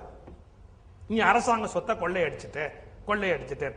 அரசாங்க சொத்தை கொள்ளையடிக்கிறவங்க எல்லாம் இப்படித்தான் அடிக்கணும். ஆனா யாருக்கும் தைரியம் இல்லை. என்ன பண்றது? அரசாங்க சொத்தை கொள்ளையடிக்கிறவங்க கரெக்ட் பனிஷ்மெண்ட் அதுதான். ஆனா ஒரு பையன் சிக்க மாட்டேங்கிறான். எல்லாம் சயின்டிபிக்கா கொள்ளையடிக்கிறான். அதான சிக்கல். போயிட்டு போறான். எல்லாம் கடவுள் இல்லாம போறாரு, அவர் பார்த்துக்க மாட்டாரு. பனிஷ்மெண்ட். இந்த 2 கையில கல்லு, நெத்தியில கல்லு, காலில் சுடுமணல், அப்படி நிக்கிறாரு அவர் பாட்டு. ஆனா அழல சார், அழல. இவ்வளவு காலம் அழுதார் மாணிக்கவாசகர், இந்த பனிஷ்மெண்ட்டுக்கு அழல, துன்பத்துக்கு அழல. என்ன இப்படி பண்ணிட்டியே, குதிரை கொண்டாந்து நிறைய கொண்டாந்து விட்டு என் மானத்தை வாங்கிட்டியே, என்ன கஷ்டப்படுத்திட்டியே, உன்னை நம்புனேனே, அப்பெல்லாம் அழவே இல்லை. ஏன் அதெல்லாம் நடக்க வேண்டிய தானே நடக்கும், அவ்வளவுதான். நாமளா கேட்டோம் நிறைய குதிரையாக்குன்னு கேட்டோமா? இல்ல இல்ல, கொண்டு வந்து விட்டா காப்பாத்தினா திரும்ப கொண்டாந்து அப்ப அடிக்க வச்சிருக்கிறா, நம்ம என்ன பண்ண முடியும்? அப்படியே ஏத்துக்கிறார். இதான் மாணிக்க வாசகர்ட்டேருந்து நம்ம கத்துக்கொள்ள வேண்டிய பிலாசபி. என்ன? நன்றே நன்றே செய்வாய் பிழை செய்வாய், நானோ இதற்கு நாயகமே. நீ நல்லதும் பண்ணுவ கெட்டதும் பண்ணுவ. கெட்டதும் நம்ம கணக்குல, இறைவனுக்கு கெட்டதும் ஒண்ணும் கிடையாது. நன்றே செய்வாய் பிழை செய்வாய், நானோ இதற்கு நாயகமே. இன்னொன்னு பாருங்க, அந்த குரு உபதேசம் பண்ணி அந்த உபதேசத்தை இவர் சொல்லி சிவாய நமன்னு உபதேசம் பண்ணிருக்காரு குரு காதுல. அந்த உபதேசத்தை இவர் சொல்றாரு. நான் சொன்னேன்னு சொல்லலீங்க. என்ன சொல்றாரு தெரியுமா? யானேயோ தவம் செய்தேன், யானேயோ தவம் செய்தேன், சிவாய நம என பெற்றேன். அவர் சொன்னாரு, எனக்கு கிடைச்சிருச்சு. தேனாய் இன்னமுதமுமாய் தித்திக்கும் சிவபெருமான் தானே வந்து, அவரா வந்தாரு, அவராவே இதை கொடுத்தாரு. நான் ஒண்ணுமே பண்ணல. நான் என்ன பண்ணேன்? எம்டியா இருந்தேன், காலியா இருந்தேன். எல்லாம் எனக்குள்ள வந்து ரொம்பிருச்சு. என்ன காலி பண்ணி வச்சிருந்தேன் கரெக்டா. எல்லாம் உள்ள கொண்டாந்து கொட்டு கொட்டு கொட்டிட்டு போயிட்டார். நான் ஒண்ணுமே பண்ணல, எதுவுமே நான் செய்யல. யானேயோ தவம் செய்து சிவாய நம என பெற்றேன் அப்படின்னா. ரொம்ப அருமையான அனுபவம் மாணிக்கவாசருடைய அனுபவம் இருக்கு பாருங்க. ரொம்ப வித்தியாசமான ஒரு அனுபவம், உயர்ந்த அனுபவம் மணிவாசருடைய அனுபவம். இந்த நிலையில இப்படி வைகை ஆத்துல நின்று இப்படி துன்பப்படுத்துற போது இவரை காப்பாற்றணும் இல்ல, தன்னுடைய அருமை பக்தன் இல்லையா? உடனே சிவபெருமான் பார்த்தார், வைகை ஆத்துல என்ன பண்ணினா நாம இவனை காப்பாற்ற முடியும்? கங்கை ஆத்தை எடுத்து வைகை ஆத்துக்குள்ள விட்டார். எப்பவும் தண்ணி ஓடாத வைகை, அந்த கங்கை ஆத்தை எடுத்து விட்டா உள்ளுக்குள்ள அப்படியே பெருக்கெடுத்து ஓடுது அது பாட்டுக்கு அந்த ஆறு. இப்ப ஆற்றுக்கு கரையை அடைக்கணும். உடனே ராஜா பாத்திரம் பேக் பண்ண அப்புறம் பார்ப்போம், எல்லாம் பனிஷ்மெண்ட்லாம் அப்புறம் பேக் பண்ண, கரை அடைக்கணும், கவர்மெண்ட் டியூட்டி வேலை. அந்த நேரத்தில் இன்னொரு வரலாறும் உள்ள வருது. அந்த மதுரையில பந்தி அப்படிங்கிற ஒரு கிழவி பிட்டு வாணிபம் செய்கிறவள், அவளுக்கு பிள்ளை இல்லை. ராஜாவுடைய உத்தரவு, வீட்டுக்கு ஒருத்தர் வந்து இந்த வைகையோட கரையை அடைக்கணும் வாங்க அப்படி. அவளுக்கு பிள்ளை இல்லை, ஆம்பளை வாரிசு இல்லை. யார அனுப்புவா? அவ அழறா, நான் அனுப்பாட்டி ராஜாவுடைய ஆட்கள் வந்து நான் திட்டுவாங்களே, எனக்கு ஆள் இல்லையே அப்படி. உன்னை சிவபெருமான் புட்டுக்கு மண் சுமக்கிறவன அங்கேருந்து வந்து, நான் உனக்காக மண் சுமக்க போறேன், நீ எனக்கு கூலி கொடுப்பியா? நான் உனக்கு எப்படிப்பா கூலி கொடுப்பேன்? என்கிட்ட என்ன இருக்கு? என்ன இருக்கு? புட்டு வச்சிருக்கிற இல்ல, ஏதோ இதை வித்து 4 காசு பார்ப்பேன், அவ்வளவுதான். நீ ஒண்ணு பண்ணு, உனக்கு எனக்கு ஒரு ஒப்பந்தம். எதெல்லாம் உதிர்ந்து போகுதோ அந்த பிட்டெல்லாம் என்கிட்ட கொடுத்துரு, முழுசாக்கெல்லாம் வித்துக்கு. அவ பார்த்தா இது நல்ல ஐடியா, உதிர்ந்ததானே கேட்கிறேன் அப்படின்னு. அன்னைக்கு அடுப்பு வச்சா எல்லாமே உதிர்ந்து போச்சு. ஆனா நீங்க ஒண்ணு புரிஞ்சுக்கணும், எல்லாமே உதிர்ந்து போச்சுன்னா சிவபெருமான் ரொம்ப செல்பிஷா புட்டை ஊத்து தின்னுட்டாருன்னு அர்த்தம். எல்லாமே உதிர்ந்து போச்சு. வந்தி வாழ்க்கையில எல்லாமே உதிர்ந்து போச்சு. வந்தி வாழ்க்கையில எல்லாமே உதிர்ந்து போச்சு. கொஞ்சம் மிச்சம் வச்சிருந்த வினைகள் எல்லாமே உதிர்ந்து போச்சு. அவளுக்கு இனி முக்தியை தவிர வேற வழி இல்லை. பிட்ட ஊத்துட்டான். கொஞ்ச நேரம் பற்று ஒட்டுதல் ஒட்டிக்கிட்டு இருக்கும்ல, ஒண்ணு ஓட்ட எல்லாம் உதிர்ந்து போச்சு கம்ப்ளீட்டா. அவனை மோட்சத்துக்கு கூட்டிட்டு போனோம் இல்ல, அதுதானே வந்திருக்கிறான் இறைவன். உதிர்ந்து போச்சு எல்லாம் பிட்டு. இவர் போறாரு எங்க வைகை ஆத்துல கரை அடைக்க போறது, ஆடி பாடி அமக்கலம் பண்ணி, ஏற்கனவே வேலை பார்க்கிறவனையும் வேலை பார்க்க விடாதபடி பண்ணி எல்லாம் வேடிக்கை பாரு. ராஜா அங்கேருந்து வர்றான், பாண்டிய மன்னன் இப்படி வந்தவன் இப்படி பார்த்தா கோவம் வந்துருச்சு. என்ன இந்த பையன் இப்படி பண்ணிக்கிட்டு இருக்கிறா அப்படின்னு. பட்டுன்னு பொறுப்பிறந்த எடுத்தான், ஓங்கி ஒரு அடி அடிச்சான். இந்த மாதிரி வேலை செய்யறவன் வேலை செய்யாம டபாய்க்கிறான்டா, அடிடா அப்படின்னு அடிச்சான். அந்த அடியை வாங்கறதுக்காக காத்திருந்தார். அடிச்சு அப்படி திரும்பின உடனே அண்ட சராசரத்தில் அத்தனை உயிர்கள் மேலேயும் அந்த அடிப்பட்டு ராஜா முதுகுல உட்பட அவன் பயந்து போய் திரும்புற, ஆள் நம்மள அடிச்சா அப்படி. அவன் மேல அடிச்ச உடனே இங்க படு, அந்த அடியை வாங்கிட்டு மறைகிறார். கரை முழுவதும் அடைக்கப்பட்டிருந்தது. ஒரு குறிப்பு என்னன்னா, வேலை பார்க்காம டபாய்க்கல, கரைகள் அடைக்கப்பட்டிருந்தன. தப்பிச்சிட்டார், அங்கேருந்து மறைந்து போயிட்டார். அவர் மேல இது பட்டுச்சு. இங்க ஒரு சின்ன விளக்கம். ஒரு ஊர்ல சொல்லும் போது ஒரு பையன் திரும்ப அவன் அன்னைக்கு ஒரு கேள்வி கேட்டான், சார் சிவபெருமான் பிட்டு தின்னப்போ எல்லார் வயிற்றுக்கும் போச்சா? அவர் மட்டும் தின்னுட்டார். அடி வாங்கினோன்னா அத்தனை பேருக்கு பங்கிட்டாரு சார், எல்லார் மேலையும் பங்கிட்டாரு, நியாயமா சார்? எப்படிலாம் பேசலாம் பாருங்க. இப்போ முன்னெல்லாம் சமய சொற்பொழிவு ரொம்ப ஈஸி, அது சொன்னாலும் ஜனங்க தலையாட்டுவார். இப்பெல்லாம் அப்படி இல்லை. 1000 கேள்வி கேட்கறான். பைய கேட்கறான், பிட்டு தின்னப்போ அவர் எல்லாரும் வயிற்றுக்கும் பிட்டு கொடுத்தாரு, அடி வாங்கினப்போ அத்தனை பேருக்கு கொடுத்துட்டாரு, ஏன்? அது ஒரு நுட்பமான செய்தி இருக்கு. என்ன? இறைவன் சங்கல்பிப்பதுதான் வெளியில போகுமே ஒழிய இறைவன் சங்கல்பம் பண்ணாதது யாருக்கும் எதுவும் கிடைக்காது. இந்த அனுபவத்தை, இந்த பாக்கியத்தை அடையக்கூடிய புண்ணியம் பண்ணி இருந்தா அத்தனை பேருக்கு கிடைச்சிருக்கும். அத்தனை பேர் பண்ண பாவத்துக்கு அட் எ டைம் தண்டிக்கிறதுக்கு ஒரே அடியில் அத்தனை பேர் ஆடுறாங்க. கணக்கு செட்டில்டு. இப்போ அத்தனை பேர். இந்த நிலை வேற, இந்த ஆனந்த அனுபவ நிலை வேற, வினைக்கான தண்டனை நிலை என்பது வேற. அது கிடைச்சது எல்லாருக்கும். ஆனா ஆத்மாவுடைய ஆனந்த நிலை எல்லாருக்கும் கிடைக்கல. அதுக்குரிய பக்குவம் இல்லை, கிடைக்கல. சரி, அந்த நேரத்தில் உடனே மன்னன் உணர்ந்தான், ஆஹா நம்ம ஒரு ஞானியை தண்டிச்சுட்டோம், பெரிய தவறு பண்ணிட்டோம், நம்ம அந்த ஞானியை தண்டிச்சிருக்க கூடாது, பிழை என்று உடனே அவரை ரிலீஸ் பண்ணி கூட்டிட்டு வந்தான். வணங்கி மரியாதையாக அவருக்கு செய்ய வேண்டிய சிறப்புகள் எல்லாம் பண்ணி மரியாதை எல்லாம் கொடுத்து பொன் மணி எல்லாம் கொடுத்து, நீங்க ஞானிங்கிறது தெரியாம நான் அவங்களை தண்டிச்சுட்டேன், நீங்க விரும்புறபடி சமய பணிகள் செய்யுங்க, கோயில் குளங்கள் எல்லாம் அபிவிருத்தி பண்ணுங்க, பல பகுதிகளுக்கு போய் செய்ய வேண்டிய நல்ல காரியங்களை செய்யுங்க அப்படின்னு மாணிக்கவாசக பெருமானுக்கு பொன்னும் பொருளும் கொடுத்து வணங்கினார் ராஜா. காலில் விழுந்து வணங்கி மணிவாசக பெருமானை அனுப்பி. மாணிக்கவாசக பெருமானுடைய வரலாற்றிலே முதல் பகுதி நாம் வேறு மாதிரி சிந்தித்தோம். அமைச்சரானார் கல்வியினாலே, பிறகு குதிரை வாங்க சென்றார், பிறகு இறைவனே நரியை பரியாக்கி அவரை காப்பாற்றினான், மன்னன் தண்டித்தான், தண்டனையில இருந்து விடுதலை பெற்று ஞானியாக்கி ஒப்புக்கொண்டு அவரை அனுப்பி வைக்கிறார். பல்வேறு தலங்களுக்கு போகிறார். திருப்பெருந்துறை, உத்தரகோசமங்கை, திருவாரூர், திருவிடைமருதூர், சீர்காழி, திருவண்ணாமலை, திருக்கழுக்குன்றம் முதலிய தலங்களை எல்லாம் பாடிக்கொண்டு வருகிறார். திருவண்ணாமலை மீது தனித்த ஈடுபாடு. அங்குதான் அந்த மார்கழி மாதத்திலே பாடுகிற திருவம்பாவை அங்கு அவர் அருளி செய்திருக்கிறார். திருப்பள்ளி எழுச்சி, இப்படியெல்லாம் அனுபவங்கள் பல தலங்களிலே மணிவாசக பெருமான் பெற்றார்.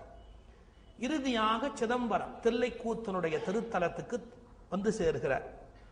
அங்க என்ன நடந்தது என்பதுதான் பெரிய அழகு. நாள்தோறும் வந்து மனம் உருகி இதை பாடுவார். அப்படியே மனம் உருகி தம்முடைய மனதிலே பொங்கி வருகின்ற அந்த திருவாசகத்தை நடராஜ பெருமானுடைய சன்னதியிலே பாடுவார்.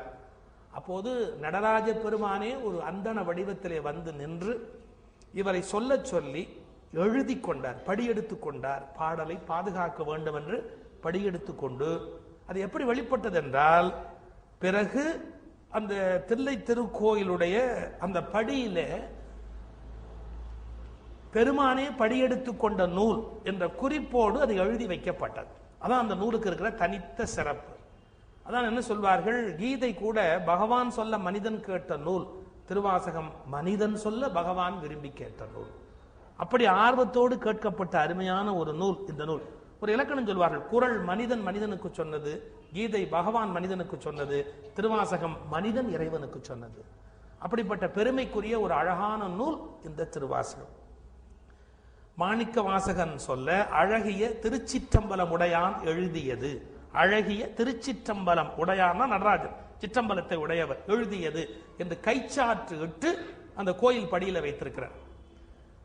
பிறகு மணிவாசக பெருமானுடைய பெருமை தெரிந்த பிறகு எல்லாரும் வந்து கேட்கிறார்கள், இந்த பாட்டுக்கெல்லாம் என்ன பொருள் நீங்கள் பாடுகிறீர்களே, இந்த பாடலுக்கு என்ன பொருள், என்ன அர்த்தம், நீங்களே விளக்கம் சொல்லுங்கள் என்று அந்த நடராஜ பெருமானை காண்பித்தார். இதுதான் பொருள்.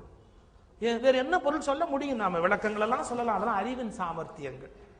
திருவாசகத்துக்கு சொல்றோம், அதெல்லாம் டெக்னிக்ஸ், யுக்திகள், பலவிதமான சாமர்த்தியங்கள். அந்த சத்திய அனுபவம் இறைவன் மட்டுமே திருவாசகத்து. அதை சொல்லியபடியே தில்லைக்கூத்தன் அருகிலே சென்று அப்படியே ஜோதியோடு ஜோதியாக மணிவாசக பெருமான் கலந்தார் என்பது வரலாறு, வாழ்க்கை வரலாறு. ஒரு 5-6 திருவாசகங்களை உங்களோடு நான் சிந்திக்க விரும்புகிறேன். மணிவாசக பெருமான் பாடுகிற போது பல இடங்களிலே இந்த உலக வாழ்க்கை எவ்வளவு துன்பமானது, தன்னுடைய அனுபவம் அதிலே என்ன என்பதை உருகி உருகி பாடியிருக்கிறார். திருவாசகத்துக்கு உருகாதார் ஒரு வாசகத்துக்கும் உருகார் என்ற மொழி எப்படி ஏற்பட்டது? டாக்டர் ஜி போப் கிறிஸ்துவர், இந்தியாவிலே கிறிஸ்தவ மதத்தை பரப்புவதற்காக மிஷனரினாலே அனுப்பப்பட்டவர். அவர் திருவாசகத்தை படித்து விட்டு உள்ளத்தை பறிகொடுத்து விட்டார். அது ஆங்கிலத்திலே மொழிபெயர்க்கிறார். நாள்தோறும் திருவாசகம் படிப்பார் டாக்டர் ஜி போப். அவர் தன்னுடைய கடிதங்கள்ல மேல திருவாசகத்துல ஒரு மொழிபெயர்ப்பு எழுதி விட்டு தான் கடிதத்தை எழுதுவார். போதுமா? அப்படி எழுதுகிற போது ஒரு நாள் கடிதத்துல கண்ணீர் துளி பட்டு விட்டது, அவருடைய கண்ணீர். அவர் எழுதினாரா, இந்த கடிதத்தை கிழித்து விட்டு நான் வேறு கடிதம் எழுதலாம், ஆனால் திருவாசகத்தால் வந்த கண்ணீர் படிந்த கடிதத்தை கிழிக்க நான் விரும்பவில்லை, எனவே இது அப்படியே தங்களுக்கு அனுப்புகிறேன் அப்படின்னு. உடனே அந்த மிஷனரியில மேல இருக்கிறவங்களுக்கு வருத்தம் வந்து விட்டது. இவர் என்ன நம்ம மதத்தை பரப்புறதுக்காக அந்த நாட்டுக்கு போயிட்டு அப்புறம் அந்த மதத்து நூலை இப்படி தலைமையில தூக்கி வைத்து கொண்டாடி கொண்டிருந்தால் என்ன ஆவது நம்முடைய மதத்தினுடைய நூல் அப்படின்னு விசாரிக்கிறதுக்காக அவரை விட பெரிய பிஷப் ரேங்க்ல இருக்கிற ஒருவரை போய் நீ பார்த்துட்டு வா, அவர் என்ன பண்றாருன்னு போய் பார்த்துட்டு வா அப்படி வந்தவரை உட்காத்தி வச்சு டாக்டர் ஜி.யு. போப் இந்த திருவாசகத்தை சொல்லி காட்டி இருக்கிறார். அதுல என்ன இருக்கு அப்படிங்கறத ஆங்கிலத்தில் மொழிபெயர்த்து சொல்லி காட்டி இருக்கிறார். இவரை விசாரிக்க வந்தவர் எழுதி வைத்தாராம், இவ்வளவு உன்னதமான நூலை படித்து விட்டு இன்னும் அந்த மதத்திற்கு அவர் மாறாமல் இருப்பதே நம்முடைய மதத்துக்கு அவர் செய்திருக்கிற பெரிய தொண்டு. அவர் இன்னும் இதில் நீடிப்பதே நாம் பெருமைப்பட வேண்டிய விஷயத்தை இத்தோடு விட்டு விடலாம். such a great, அவ்வளவு சிறந்த நூல் எது? திருவாசகம். Doctor GU. போப் போன்ற வேறு மதத்திலே இருந்து, வேற்று நாட்டிலே இருந்து, வேற்று மொழியிலே இருந்து வந்த ஒரு மனிதரை கூட உலுக்கிய நூல். ஏன்? ஆத்ம தரிசனத்தின் விளைவாக விளைந்த நூல் திருவாசகம். அப்படி என்ன அதை அழ வைக்கிறது? தன் அனுபவத்தை சொல்றார் பாருங்க. மெய்தான அரும்பி விதிர் விதிர்த்து உன் விரையார் கழற்கு என் கைதான் தலை வைத்து கண்ணீர் ததும்பி வெதும்பி உள்ளம் பொய்தான் தவிர்ந்து உன்னை போற்றி சயசய போற்றி என்னும் கைதான் நிகழ விடேன் உடையாய் என்னை கண்டுகொள்ளே. அப்பா தயவு செய்து என்ன பாருடா, தெல்லை நடராஜா என்ன பாருடா அப்படிங்கிறார். எப்படி இருக்கிறாரா? அந்த செல்ஃப் டிஸ்கிரிப்ஷன் சொல்றார். எனக்கு உடம்பெல்லாம் வேர்க்குதுப்பா, எனக்கு உடம்பெல்லாம் வேர்க்குது. ஆனா முத்து முத்தா அந்த வேர்வை வருது. அது எப்படி வருது? அது அரும்பி உள்ளேந்து வருகிறது. அது ஆனந்தமான ஒரு அனுபவம். மெய்தான அரும்பி விதிர் விதிர்த்து அப்படியே நடுங்குது, என் உடம்பெல்லாம் நடுங்குது, உள்ள என்னமோ பண்ணுது. எக்ஸைட்டிங் எக்ஸ்பீரியன்ஸ் சொல்றான் பாருங்க ரிலிஜன். அந்த அனுபவத்துக்கு போயிருக்கிறார். விதிர் விதிர்த்து உன் விரையார் கழற்கு, உன்னுடைய வாசனை பொருந்திய அந்த திருவடிக்கு நான் எப்படி வரேன்? கைதான் தலை வைத்து, என் ரெண்டு கையை தூக்கி தலைக்கு மேல வைத்து கும்பிட்டு கொண்டு வருகிறேன். கைதான் தலை வைத்து கண்ணீர் ததும்பி, அப்படியே இங்கேருந்து கண்ணீர் ததும்பி வெளியில வருகிறது. வெதும்பி உள்ளம் வெதும்பி கொண்டு இருக்கிறது. அப்படியே பொய்தான் தவிர்ந்து, இறைவன்கிட்ட போகும்போது விட வேண்டிய ஒன்னே ஒண்ணு பொய். எல்லா பொய்யும் மூட்டை கட்டி வச்சுட்டு தான் கோயிலுக்குள்ள போகணும். பொய்தான் தவிர்ந்து உன்னை போற்றி சயசய போற்றி என்னும் இப்படி பாட பாட தலைமையில வச்சிருக்கிற கை நெகிழுது. அதுக்கான பலம் இல்லை. கைதான் நெகிழ விட எனக்கு கை நழுவுதுடா, கை நழுவுது. உடையாய் என்னை கண்டுகொள்ளு, நீ என்ன பார்க்க கூடாதா? இந்த அனுபவத்தை நீங்க ஊன்றி ஊன்றி ஊன்றி படிச்சா நமக்குள்ள என்ன நடக்கும்? ஒரு மௌன புரட்சி நடக்கும். ஏன்? இதே அனுபவத்தை நோக்கி நம்முடைய மனசு போகும். நமக்கு மெய் அரும்பும் விதிர் விதிர்த்து கண்ணீர் பெருகிவர். கோயில போனா நமக்கு கண்ணீர் வரணும். ஏன்? ஒண்ணு ஆனந்த கண்ணீரா இருக்கலாம், இல்ல துக்க கண்ணீரா இருக்கலாம். நம்முடைய பழைய பாவங்களை நினைச்சு, செஞ்சிட்ட தவறுகளை நினைச்சு, எத்தனையோ விஷயங்களை விட்டுட்டோம் வாழ்க்கையில, அதெல்லாம் நினைச்சு அழலாம். இல்ல இறைவனை இப்ப அடைஞ்சிட்டோம், பிடிச்சிட்டோம், அதனால ஆனந்த கண்ணீராவும் அது வரலாம். ஆனா ஒண்ணு, கோயிலுக்குள்ள போனா கண்ணீர் தான் வரணும். உள்ளேன்னு அந்த கண்ணீர் அப்படி ஆறா பெருகி வரவன். அப்படி கண்ணீர் விட்டு அழுகிற தன்மையினை திருவாசகம் சொல்வதால் அழுது அடியடைந்த அன்பர் அவர் குறிப்பிடுறாங்க. அழுது அடியடைந்த அன்பர். தேவாரத்தோட ஏன் இதெல்லாம் சேர்க்கலைன்னா, அவர்கள் மூவரும் தொழுது அடியடைந்த அன்பர். திருவாசகம் பாடிய மணிவாசகர் அழுது அடியடைந்த அன்பர். இதான் வித்தியாசம். அவங்க தொழுது அடியடைந்தார்கள், இவர் அழுது அடியடைந்தார். திருவாசகத்தை படிச்சா அப்படி ஒரு அனுபவம் நமக்கு கண்டிப்பாக ஏற்பட்டாக வேண்டும். அழுகை உண்மையா இருக்கணும், அழுகை சத்தியமா இருக்கணும். ஓ, மனிதர்கள் அழுகிறார்கள், ஆனா எதற்கு அழுவதுன்னு தெரியாம அழுறாங்க. அதான் பெரிய வித்தியாசம். அழக்கூடாததுக்கெல்லாம் அழுகுறாங்க இல்லையா? வருத்தமா இருக்கு இல்லையா? ஒருத்தர் சொன்னார், பவர் கட் ஆகுது சார், எங்க ஊர்ல பவர் கட், அடிக்கடி பவர் கட் ஆகுது. அது என்ன பண்ண முடியுங்க? மின்சாரம் உற்பத்தி ஆகலைன்னா இப்படி ஆகும், நிறைவு பிரிச்சு கொடுக்க வேண்டும். கரெக்டா சீரியல் டயத்துல கட் ஆகுது சார். வேற எப்பாவது கட் பண்ணக்கூடாதா? சீரியல் டயத்துல கட் ஆகுது, எவ்வளவு வேதனையா இருக்கு தெரியுமா அப்படிங்கிற. நான் சொன்ன எனக்கும் வேதனையா தான் இருக்கு. நீங்க அதை சொன்னீங்கல்ல, அதை கேட்கும் போது எனக்கும் வேதனையா தான் இருக்கு. உலகத்துல பெரிய விஷயமா சீரியல் கட் ஆகுதுங்கிறது. அது 8 எபிசோடு விட்டு பார்த்தாலும் கதை அதே தான். ஒன்னும் பெருசா நடக்க போறதே இல்லை, மாற்றம் வர போறதே இல்லை. அதுக்கு அவ்வளவு முக்கியத்துவம் நம்ம அட்டாச் பண்றோம். அதுக்கு அர்த்தமில்லாத விஷயங்களுக்கு அதிக முக்கியத்துவம் கொடுத்துட்டு உட்கார்ந்து இருக்கிறோம். ஆனா எதை நினைச்சு அழணுமோ, எதுக்காக கண்ணீர் விடணுமோ, அதுக்கு நாம கண்ணீர் விட்டு அழறது இல்லை. அப்ப சின்ன வயசுல பேசும்போது இன்னும் பல சம்பவங்கள்லாம் விளையாட்டா ஞாபகம் வரும். அங்க பேசினெல்லாம் நினைவு வருது எனக்கு. நம்ம மக்கள் அழறதுக்குன்னு ஒரு இடம் வச்சிருக்கிறாங்க, இந்த துக்க வீடுன்னு. அதுல அழற மாதிரி சிரிப்பு உலகத்துல வேற எங்கேயுமே கிடையாது. ஏன் யாருக்குமே துக்கம் கிடையாது. நிஜமாவே ஒருத்தர் இறந்து போயிட்டா இருக்க துக்கம்னு நினைக்கிறீங்க? அதனால்தான் ஆண்கள்லாம் துக்க வீட்டுக்கு போகும்போது ஒரு துண்டோடையே போவாங்க, பார்த்துருக்கீங்களா?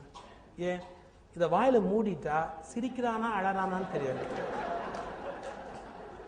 எடுத்துட்டு போவாங்க. சும்மா அழுக வரல அப்படி வாயில வச்சு ஊ அப்படிமா. பெண்கள் அதை விட காமெடி.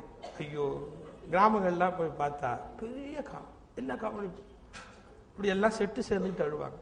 அது வந்த உடனே கட்டிக்கிட்டு அழுவுறதுன்னு ஒரு மரபு வேற இருக்கு. தொடலைன்னா அது பெரிய தப்பா போயிடும். அப்படி கரெக்டா எல்லாம் அது ஒரு டான்ஸ் மாதிரியே இருக்கும். அப்படி செட்டு சேர்ந்து எல்லாம் உட்காந்து அழுவாங்க.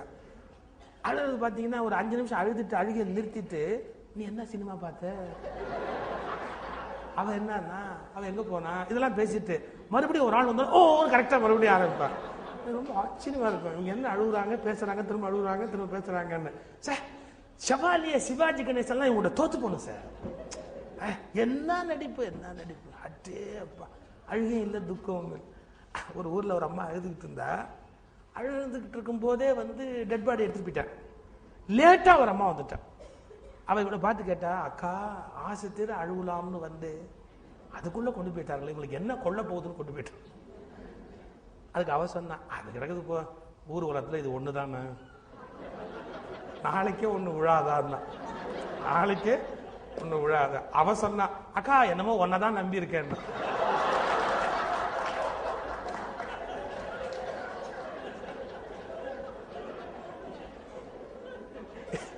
இதெல்லாம் நீங்க கிராமங்கள்ல போய் பார்த்தா என்ன, அப்புறம் அழுக என்ன, ஒப்பாரி என்ன, அப்படி ரெண்டு நிஜமா இழந்தவங்க 2 3 பேர் அழுவாங்க. நான் அவங்கள குறை சொல்லல, ஃபுல்லா ஒரு டிராமாவா இருக்கும், வேடிக்கையான ஒரு டிராமாவா இருக்கும். இதெல்லாம் அழுகை இல்லை. கோயிலுக்குள்ள நிற்கும் போது என்பு எனக்கு உருகுகின்றது, இவருகின்றது, காதல் பெருகுகின்றது, அன்பினுக்கு அவதி இல்லை. கம்பராமாயணம். ஆழ்வார் பாடுறாரு, கோயில போய் நின்னா காலாழும் கண் சுழலும் நெஞ்சு அழியும். அப்புறம் இன்னொரு ஆழ்வார் பாடுறாரு, கோயிலுக்கு போனா தூண் பிடிச்சுக்கணும். என்ன தூண்? ஸ்ரீரங்கத்துல மாயோனை மனத்தூணே பற்றி சேவிக்கும் நாள் என்னாலோ. ஏன் எனக்கு நடுங்குது, பிடிச்சுக்கிறதுக்கு ஒரு தூண் வேணும், இல்லைன்னா என்னால கோயில நிக்க முடியல. என்ன அந்த எக்ஸைட்டிங் எக்ஸ்பீரியன்ஸ், அது நீங்க விவரிக்க முடியாத ஒரு மின் அதிர்வு உள்ளே இருந்து ஏற்படும். படப்பட படப்படன்னு அடிக்கணும், என்னமோ பண்ணணும். அந்த ஆனந்த அலை, ஒரு சுனாமி வந்து அப்படி தூக்கிட்டு போகும்போது எப்படியோ அது மாதிரி இறைவன் அப்படிங்கிற அந்த பேர் அலை, அந்த அலையில நீந்துகிற அனுபவம் கோயிலுக்குள்ள ஏற்பட்டா நாம ஏதோ ஒரு மாற்றத்தை நோக்கி போகிறோம் அர்த்தம். இது மாணிக்க வாசகருக்கு ஏற்பட்டது அப்படிங்கிற டிஸ்கிரிப்ஷன் தான். மெய்தான் அரும்பி விதிர் விதிர்த்து உன் விரையார் கழற்கு என் கைதான் தலை வைத்து கண்ணீர் ததும்பி வெதும்பி உள்ளம் பொய்தான் ததுந்து உன்னை போற்றி சயசய போற்றி என்னும் கைதான் நிகழவிடேன் உடையாய் என்னை கண்டுகொள்ளே. அப்பா என் மேல கடைக்கன் திருப்பி பாருடா, நான் வந்திருக்கிறேன், என்ன கொஞ்சம் பாருடா அப்படி. இன்னொரு பாட்டு நான் சொன்ன பாருங்க, எவ்வளவு போலி எவ்வளவு பொய்மை நம்ம கையாளுறோம் அப்படின்னு. இதை மாணிக்கவாசகர் சொல்றார், நானும் பொய் நானும் போலி. எப்படியோ ஏதாவது ஒரு வேஷம் கேஷம் போட்டு உள்ள போய் உன்னை கும்பிட்டுட்டா பரவாயில்லை அப்படின்னு நாடகத்தால் உன் அடியார் போல் நடித்து வீடகத்தே புகுந்துடுவான் மிக பெரிதும் விரைகின்றேன். எப்படியோ பல பேர் போறாங்க, அவங்களோட சேர்ந்து நானும் உள்ள போயிடலாங்கிற ஐடியாவோட வேஷம் போட்டுட்டு போறேன். நாடகத்தால் உன் அடியார் போல் நடித்தே அப்படின்னு. என்னுடைய நண்பர்கள்ல நல்ல பேசுற ஒரு பேச்சாளர் சண்முக வடிவேலு, நல்ல பேச்சாளர், ரொம்ப அருமையா பேசுவேன், எனக்கு ரொம்ப பிடிக்கும். நான் எல்லா சன் டிவியில கூட அவரை பத்தி பெருமையா சொல்லுவேன். ஒரிஜினல் திங்கர் அவர், ரொம்ப நகைச்சுவையா பேசுவார். அவர் வந்து ஆரம்பத்தில் நாஸ்திகராக இருந்தார், கடவுள் எதிர்ப்பு இயக்கத்திலாம் மெம்பராக இருந்தார். அவர் அப்புறம் சமய சொற்பொழிவாளர் இப்போ ஆயிட்டார்.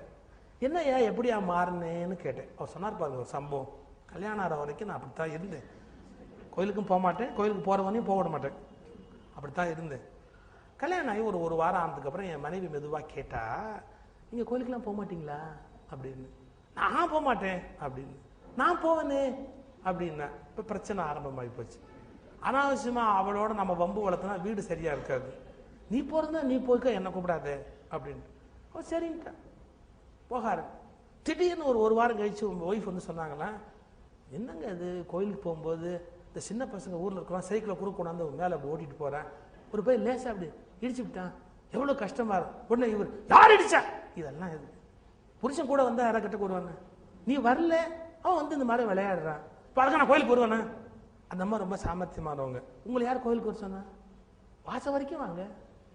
இவர் யோசிச்சார், இது நல்ல வேலையா இருக்கு. ஏன் ஒரு பையன் வம்பு கொடுக்க மாட்டான் அப்படி சொல்லிட்டு அவர் சொன்னாரு, சின்ன வயசுல நாமளே இந்த வேலை தான் பார்த்தோம். கோயில் முற்பகல் செய்யும் பிற்பகல் விளையும்ங்கிறது கரெக்டா இருக்கு. அந்த பாவத்துக்கு நம்ம புண்ணியம் தேடி ஆகணும். போவோம், கோயில் வாசல்ல போயிட்டு உள்ள போய் கும்பிட்டு வரட்டும், நமக்கு என்ன வந்தது அப்படின்னு வாசலுக்கு போனாரா. அந்த அம்மா வாசல்ல போய் கோயிலுக்குள்ள போகும்போது செருப்பை கைட்டு இங்க விட்டுட்டு உள்ள போயிட்டாங்க. இவர் கூப்பிட்டுங்க, வா, இந்த செருப்பு விட்டு போற, அது பாட்டுக்கு அங்க இருக்குது, இது பாட்டுக்கு இங்க இருக்குது, நீங்க அங்க இருங்க, அது இங்க இருக்கு. அவர் சொல்றாரு, அப்ப எவனாவது எடுத்துட்டு போனா சும்மா இருக்க முடியுமா? முடியாது. அப்ப அதுல இன்னொரு அர்த்தம் இருக்கு. அதுவும் அங்க நிக்குது, இது இங்க நிக்குது, அது பாட்டுக்கு அங்க இருக்கு, இது பாட்டுக்கு இருக்குன்னு அர்த்தம். நீ அதுவும் ஒண்ணுதான், அதுவும் கோயிலுக்குள்ள வராது, நீ கோயிலுக்குள்ள வர மாட்டேன். எவ்வளவு டிப்ளமேட்டிக்கா அந்த மாதிரி பேசிருக்காங்க பாரு. அது பாட்டுக்கு அங்க இருக்குது, இது பாட்டுக்கு இருக்குது, நான் உள்ள போயிட்டு வந்துடுறேனே அப்படின்னு. இது என்ன சொல்றதுன்னு தெரியல அவருக்கு. உள்ள போயிட்டார். அந்த அம்மா உள்ள போயிட்டாங்க. அந்த நேரம் பார்த்து இவர் விதி பாருங்க, 2 பையன் அங்கேயிருந்து வந்திருக்கான். செருப்புக்கு ஜோடிக்கு எவ்வளவு வாங்குறீங்க? செருப்புக்கு ஜோடிக்கு எவ்வளவு வாங்குறீங்க? இவருக்கு வெக்கமா போச்சு. உடனே சார், யோ என்னை பார்த்தா செருப்பு பார்த்துக்கிற மாதிரியே இருக்கு, செருப்பு பார்த்துக்கிற மாதிரியா இருக்கு. அதான் பார்த்துக்கிறியா, அப்புறம் என்ன பார்த்துக்கிற மாதிரியா இருக்கான்னு கேட்குற, பார்த்துக்க பய ஒரு கட்சி இருக்கிற பய அப்படின்னு அவன் சொல்லிட்டு போனானா, பொம்பளை செருப்புனா பார்த்துக்குவார் போல இருப்பா. இது இன்னும் எவ்வளவு பெரிய அவமானம் இருக்கு. அப்புறம் திரும்பி வந்தோடனே என் மானமே போச்சு. ஒரு நாள் இந்த மாதிரி பசங்க பேசிட்டு போனாங்க, ரொம்ப சிம்பிள், நாளைக்கு 2 பேருமே உள்ள போயிடுவோமே. நானும் ஏய் நான் வரமாட்டேன்னு சொல்லியிருக்கிறேன், நான் உங்களை கோயிலை கும்பிடுங்க நான் சொன்னேன், செருப்பை உள்ள விட்டு 2 பேரும் கோயிலுக்கு போலான்னு தானே சொன்னேன், நீங்க கும்பிடாதீங்க வாங்க அப்படின்னு. இது நல்ல யோசனை, செருப்பு பார்த்துக்கிறத விட இது பரவாயில்ல அப்படின்னு. மறுநாள் செருப்பை விட்டு கோயிலுக்குள்ள போன உடனே அங்கே தீபாராதனை ஆகுது சன்னதியில். அவங்க ஓய்வு இப்படி இடிச்சாங்கண்ணா, இடிச்சு கும்பிடு. நான் நாஸ்திகன், கும்பிட மாட்டேன். இப்போ கும்பிடுறவெல்லாம் ஆஸ்திகன் நினைச்சுக்கிட்டு இருக்கேன். கோயில்ல இவ்வளவு பேர் கும்பிடும் போது நீங்க மட்டும் கும்பிடாம இருந்தா என்ன நினைப்பாங்க? கும்பிடு அப்படின்னு. அதெல்லாம் என் கொள்கைக்கு விரோதம். தேசிய கீதம்னு பாடுறான், தேசப்பற்று உள்ளவனா பாடுறான் அந்த உலகத்துல. தேச விரோதி கூட தேசிய கீதம் பாடிட்டு தான் உட்கார்ந்து இருக்கிறேன். இதெல்லாம் ஒரு பழக்கம் தானே, கும்பிடு அப்படின்னாங்களாம். அவர் முடிச்சாரு பாருங்க, கும்பிடுன்னு அவர் சொன்ன உடனே ஏதோ மந்திர சொல் மாதிரி இருந்தது. கையெடுத்து இப்படியே கும்பிட்டாங்க. அன்னைக்கு கூப்பின கை பிரிக்க முடியலீங்க. இவ்வளவு நாளா எப்படியோ போயிட்டே இருந்தது இல்ல, அங்க போய் கும்பிட்டதுக்கு அப்புறம் பார்த்தா இந்த கையை பிரிக்க முடியல. என்னமோ இழுத்துருச்சு, இல்ல என்னமோ இருக்கு அப்படின்னு தோணுச்சு, அப்படியே என்ன இழுத்துருச்சு. நான் இப்படியே போயிட்டேன். சொல்லிட்டு சொன்னால்தான் ரொம்ப ஆச்சரியம். என்ன, நான் முதல்ல பொய்யா தான் கும்பிட்டேன், ஆனா பொய்யா கும்பிட கும்பிட கும்பிட ஒரு நாள் நிஜமா கும்பிட்டுருவோம்ங்கிறது எனக்கு அப்புறம் தெரியல, அப்ப தெரியல. ஆனா திருவாசகம் படிச்சப்ப தெரிஞ்சது. நாடகத்தால் உன் அடியார் போல் நடித்து வீடகத்தே புகுந்திடுவான் மிக பெரிதும் விரைகின்றேன். பொய்யா கும்பிட்டா கூட என்னைக்காவது ஒரு நாள் அது உண்மையாயிடும். ஏன் அதுக்கு அவ்வளவு வலிமை உண்டு. ராமகிருஷ்ண பரமஹம்சர் உதாரணம் சொல்றாரு. எப்படின்னா, வேஷம் போடுறான் ஒருத்தன், வேஷம் போடுறவனுக்கு நாளாக நாளாக என்ன ஆகும்னு கேட்டா அந்த உணர்வு வந்து. ராமகிருஷ்ணருக்கு சிவனா வேஷம் போட்டா அப்படியே தகைச்சு போய் முக்திக்கு போயிடுவார். அந்த நிமிஷம் எல்லாம் மறந்து போயிடும். வேஷம் தான் கட்டி இருக்கு, ஆனா சிவனாவே அவர் ஆயிட்டார். அதே மாதிரி யாராவது இருந்தாலும் பொய்யாக வேடமிட்டாலும் கூட அந்த வேடத்துக்கு ஒரு பெரிய மரியாதை இருக்குது. அப்படி நீங்க கேட்டிருப்பீங்க, ராமாயணத்துல சொல்லுவாங்க, ராவணன் வந்து சீத்தையை அடையணும்னு நினைச்சா முடியவே இல்லை. மந்திரிகள்ட்ட யோசனை கேட்டா ஒரு மந்திரி சொன்னாரு, நீ எப்படி பண்ணாலும் வந்து சீத்தை உனக்கு இணங்க மாட்டா, நீ ராமனா மாறி வேணா போய் பாரு அப்படி. ராவணன் கோபமா சொன்னானா, உனக்கு இருக்கிற அறிவு எனக்கு இருக்காத, நான் ராமனா மாறினேன், ஆனா ராமனா வேஷம் போட்ட உடனேயே அடுத்தவன் மனைவியை நெருங்க கூடாதுன்னு யோசனை வந்துட்டதால நான் அந்த இடத்துக்கு போகல. இது ஒரு பழைய சம்பவம், ஒரு கதை சொல்லுவாங்க, கம்மல்ல இல்ல, ஆனா அருமையான ஒரு செய்தி. என்ன அர்த்தம்? அந்த வேடத்துக்கு ஒரு வகையான கண்ணியம் இருக்கு, ஒரு கௌரவம் இருக்கு, அது ஒருவனை உயர்த்தும். நாடகத்தால் உன் அடியார் போல் நடித்து நான் நடுவே வீடகத்தை புகுந்துடுவான். அவங்களும் சேர்ந்து ஜெய ஜெய அரகர சிவசிவ அரகர போற்றி போற்றி எதையோ சொல்லிட்டு உள்ள போறேன். வீடகத்தை புகுந்துடுவான் மிக பெரிதும் விரைகின்றேன். நான் தகுதி இல்லை, என்னால் நான் வேஷம் போட்டு போறேன்.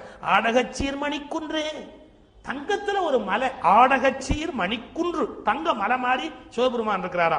இடையரா அன்பு உனக்கு என் ஊடகத்தே நின்றுருக தந்தருள் எம் உடையானே. நான் வந்து பொய்யா கும்பிட்டா கூட நீ நிஜமா அருள் கொடுத்துடு. நான் உன்னை பொய்யா கும்பிட்டா கூட நீ அருள் நிஜமா கொடுத்துரு, நான் முக்திக்கு வந்துடுவேன்ல, நான் மேல போயிடுவேன்ல, என்ன நீ கவனிச்சா என்ன. இப்படி ஒரு திருவாசகத்துல அவருடைய அனுபவத்தை பேசுறார். இன்னொரு இடத்துல சொல்றார், நான் உனக்கு அடிமை ஆயிட்டேன், நான் உன் ஆளா ஆயிட்டேன். எப்படி கொடுக்குறாரு பாருங்க தன்னை. நீ என்ன வேணா பண்ணிக்கோ, நீ என்ன வேணா பண்ணிக்கோ. என்ன பண்றது? இருந்து என்னை ஆண்டுகொள். நீ என்ன ஆளுவதா இருந்தா ஆண்டுகொள், என்னை ஞானியா ஆக்கு. இல்லையா விற்றுக்கொள், இவங்கிட்டயாவது ஒரு நல்ல விலை போட்டு என்ன வித்துரு, நான் உன் ஆளா வந்துட்டேன். எப்படி கொடுக்குறாரு பாருங்க. இருந்து என்னை ஆண்டுகொள், விற்றுக்கொள். இல்லையா எங்கேயாவது கொண்டு போய் என்னை அடகு வை, ஒத்தி வை. ஒத்தினா அடகு. நீ எப்படி பண்ணாலும் எனக்கு சம்மதம், ஏன் நீ என்ன செஞ்சாலும் எனக்கு சம்மதம். இருந்து என்னை ஆண்டுகொள், விற்றுக்கொள், ஒற்றிவை. எண்ணி நல்லால் விருந்தினேனை விடுதி கண்டாய். ஆனா ஒன்னே ஒண்ணு மட்டும் பண்ணாத, என்ன விட்டுடாது. எவ்வளவு பெரிய விஷயம் தெரியுமா? நம்ம அன்குவாலிஃபைடா இருக்கலாம், ஆனாலும் இறைவன் ஒருவேளை மனசு வச்சு சேர்த்துக்கிட்டான்னு வச்சுங்க, நம்மளை எப்படியாவது மடமாத்தி விட்டுருவார். அவர் மட்டும் வேண்டான்னு வெளியே தள்ளிட்டாரு அப்படின்னா நம்ம வாழ்க்கையே தப்பா போயிடும். அதை மட்டும் செஞ்சிடாத, என்னை வேண்டான்னு மட்டும் வெளியே அனுப்பாத. நீ வித்துக்கிறதா வித்துக்கோ, அடகு வைக்கிறதா அடகு வச்சுக்கோ, ஞானி ஆக்குறதுனா ஆக்கு, என்ன வேணா பண்ணு, ஒன்னே ஒண்ணு மட்டும் பண்ணாத, விட்டுடாத. என்ன விட்டுடாத.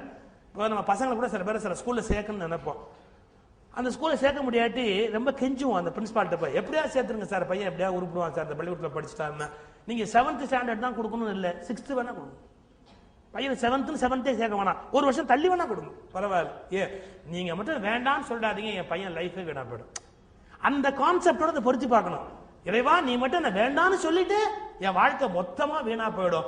எனவே நீ விற்றுக்கொள், ஒத்திவை, என்ன வேணாலும் பண்ணு, ஆனா ஒன்னே ஒண்ணு மட்டும் செய்யாத, என போ வெளியிலேருந்து வெளியே தள்ளிட. அப்படி வலிந்து உள்ள போய் இறைவன் சன்னதியில நிக்கிறார். இன்னொரு அனுபவம் சொல்றார். நான் எப்படி தப்பிச்சேன் தெரியுமா? ரொம்ப பெரிய சீக்ரெட் கண்டுபிடிச்சிட்டேன். நமக்கு ஒன்றும் தகுதி இல்லை, நமக்கு ஒன்றும் பக்குவம் இல்லை. ஆனா அந்த பக்குவம் உள்ள அடியார்களுக்கு மத்தியில போய் உட்கார்ந்துக்கிட்டா தப்பிச்சுடலான்னு தெரிஞ்சு போச்சு. எனக்கு தெரிஞ்சு போச்சு. எப்படி? நீ எங்க இருக்கிறேன்னு நான் கணக்கு போட்டு பார்த்தேன். எப்ப பார்த்தாலும் நீ எங்க இருக்கிறேன்னு பார்த்தேன். நீ எப்பவுமே எங்க இருக்கிற தெரியுமா? அடியார் நடுவுள் இருத்தி. அடியார்கள்லாம் எங்க இருக்கிறாங்களோ அதுக்குள்ள உட்கார்ந்து இருக்கிற. எனக்கு புரிஞ்சு போச்சு. நானும் அடியார் நடுவுலே இருந்துட்டேன்னா என்ன ஆகும்? ஒன்ன அடைஞ்சு விடலாம், ஒன்ன புரிஞ்சு விடலாம். உடையாள் உந்தன் நடுவிருக்கும், உடையாள் நடுவுள் நீ இருத்தி. அம்பிகை நெஞ்சில எப்பவும் சிவபெருமான் தான், சிவபெருமான் நெஞ்சில எப்பவுமே அம்பிகை தான், இல்லையா? உடையாள், உடையாள்னா எஜமானி, உடையவர், நம்மை சொத்தாக உடையவர். அம்பிகை நம்ம உடையவள். உடையாள் உந்தன் நடுவிருக்கும், உன் நெஞ்சில உட்கார்ந்து இருக்க. உடையாள் நடுவுள் நீ இருத்தி, அவன் நெஞ்சில எப்பவுமே நீ இருக்கிற. அடியே நடுவுள் இருவீரும் இருப்ப. நீங்க 2 பேரும் என் நெஞ்சில இருக்கணும். அதுக்கு நான் என்ன பண்ணணும்? அடியே நடுவுள் இருவீரும் இருப்பதானால், அப்படி இருக்கணும்னா நான் ஒண்ணு பண்ணணும். அடியேன் உன் அடியார் நடுவுள் இருக்க அருளாய். சிம்பிள், ரொம்ப சுலபம். அம்பிகை நெஞ்சில சிவபெருமான், சிவபெருமான் நெஞ்சில அம்பிகை. நீங்க 2 பேரும் என் நெஞ்சில இருக்கணும். என் நெஞ்சில இருக்கிறதுக்கு ஒரே வழி என்ன? நான் அடியார் நடுவுல இருக்கணும். ஏன் யோசிச்சு பாருங்க, ஏன் அடியார் நடுவுல இருக்கணும்? மனுஷன் சோசியல் அனிமல்னு சொல்றான் பாருங்க. இது 100க்கு 100 உண்மை. நீங்க என்ன நினைக்கிறீங்களோ, என்ன கருதுறீங்களோ, அதை அதே மாதிரி ஒத்த கருத்துடையவங்க கூட இருந்தா செஞ்சிருவீங்க. இந்த காலையில வாக்கிங் போறவங்களுக்கே தெரியும். ஃப்ரெண்ட்ஸ் வந்துட்டா தூக்க கலக்க இருந்தா கூட அதை வந்துட்டேன் அப்படின்னு ஷூ மாட்டிட்டு போயிடுவாங்க. ஃப்ரெண்டு வரலன்னா இன்னைக்கு அவனும் வரல நானும் போல. நீங்க ஸ்ட்ரிக்டா வாக்கிங் போகணும் டாக்டர் சொல்லியிருக்கிறாரு. ஆனா செட்டு சேர்ந்துட்டா வாக்கிங் போயிடலாம். செட்டு சேரலன்னு வச்சுங்க, அதனால ஒரு நாள் போகாட்டி என்ன, இது எப்படி ஆகி போச்சு? மனித மனம் சேருவாரோடு சேர்ந்து நல்லதும் பண்ணுது, சேருவாரோட சேர்ந்து கெட்டதும் பண்ணுது. அதான் நான் அடிக்கடி சொல்றது, நம்ம செலக்ட் பண்ணும் போதே நல்ல பெஸ்ட் ஃப்ரெண்ட்ஸா, குவாலிஃபைட் அண்ட் குவாலிட்டி உள்ளவர்களா, தகுதி உள்ளவங்களா, தரம் உள்ளவங்களா சேர்ந்துட்டா நமக்கு தரம் இல்லாட்டி கூட அதோட சேர்ந்து அப்படியே மேலே போயிடும். நான் அதுக்கு ஒரு உதாரணம் சொல்லியிருக்கிறேன், இதே இடத்துல சொல்லியிருக்கிறேன். ஆனா இந்த வாழ்க்கையில் மறக்க முடியாத அனுபவம் என்ன? சத்சங்கத்தில் இருக்கிற போது என்ன நடக்குது, அடியார் நடுவில் இருக்கிற போது என்ன நடக்குது? Very simple. நான் ஒரு சம்பவம் சொல்லியிருக்கிறேன், பழைய சம்பவம் என் வாழ்க்கையில் நடந்தது. திருச்செந்தூர்ல கந்தசஷ்டி விழாவில் பேசுறதுக்காக என்னை கூப்பிட்டுருந்தாங்க ஒரு முறை, ரொம்ப முன்னாடி. இப்பவும் போறேன், அப்போ ரொம்ப முன்னாடி, 17-18 வருஷத்துக்கு முன்னாடி நினைக்கிறேன். அப்ப எங்கிட்ட கார் கிடையாது. இங்கேருந்து திருநெல்வேலி வரைக்கும் ட்ரெயினில் போயிட்டு அங்கேருந்து பஸ் பிடிச்சி திருச்செந்தூர் போகணும். அப்படி ஒரு சங்கடமான ஒரு சூழ்நிலை. போய் திருநெல்வேலியில் இறங்கிட்டு ஜங்ஷனில் திருச்செந்தூர் போகிறதுக்கு பஸ் ஸ்டாண்டுக்கு உள்ளே போனால் பஸ் எல்லாம் கூட்டம்னா கூட்டம், அப்படி ஒரு கூட்டம். திருச்செந்தூரில் வேற சஷ்டி திருவிழா, போட்டிருக்கான வழியா பஸ் முழுக்க கூட்டம் தாங்க முடியாத கூட்டம், பெரிய கூட்டம். என்னன்னா பல பேர் பஸ்ல ஜன்னல் வழியா உள்ள போறாங்க. நமக்கு ஜன்னல் வழியா போற வயசும் இல்லை, சைஸும் இல்லை.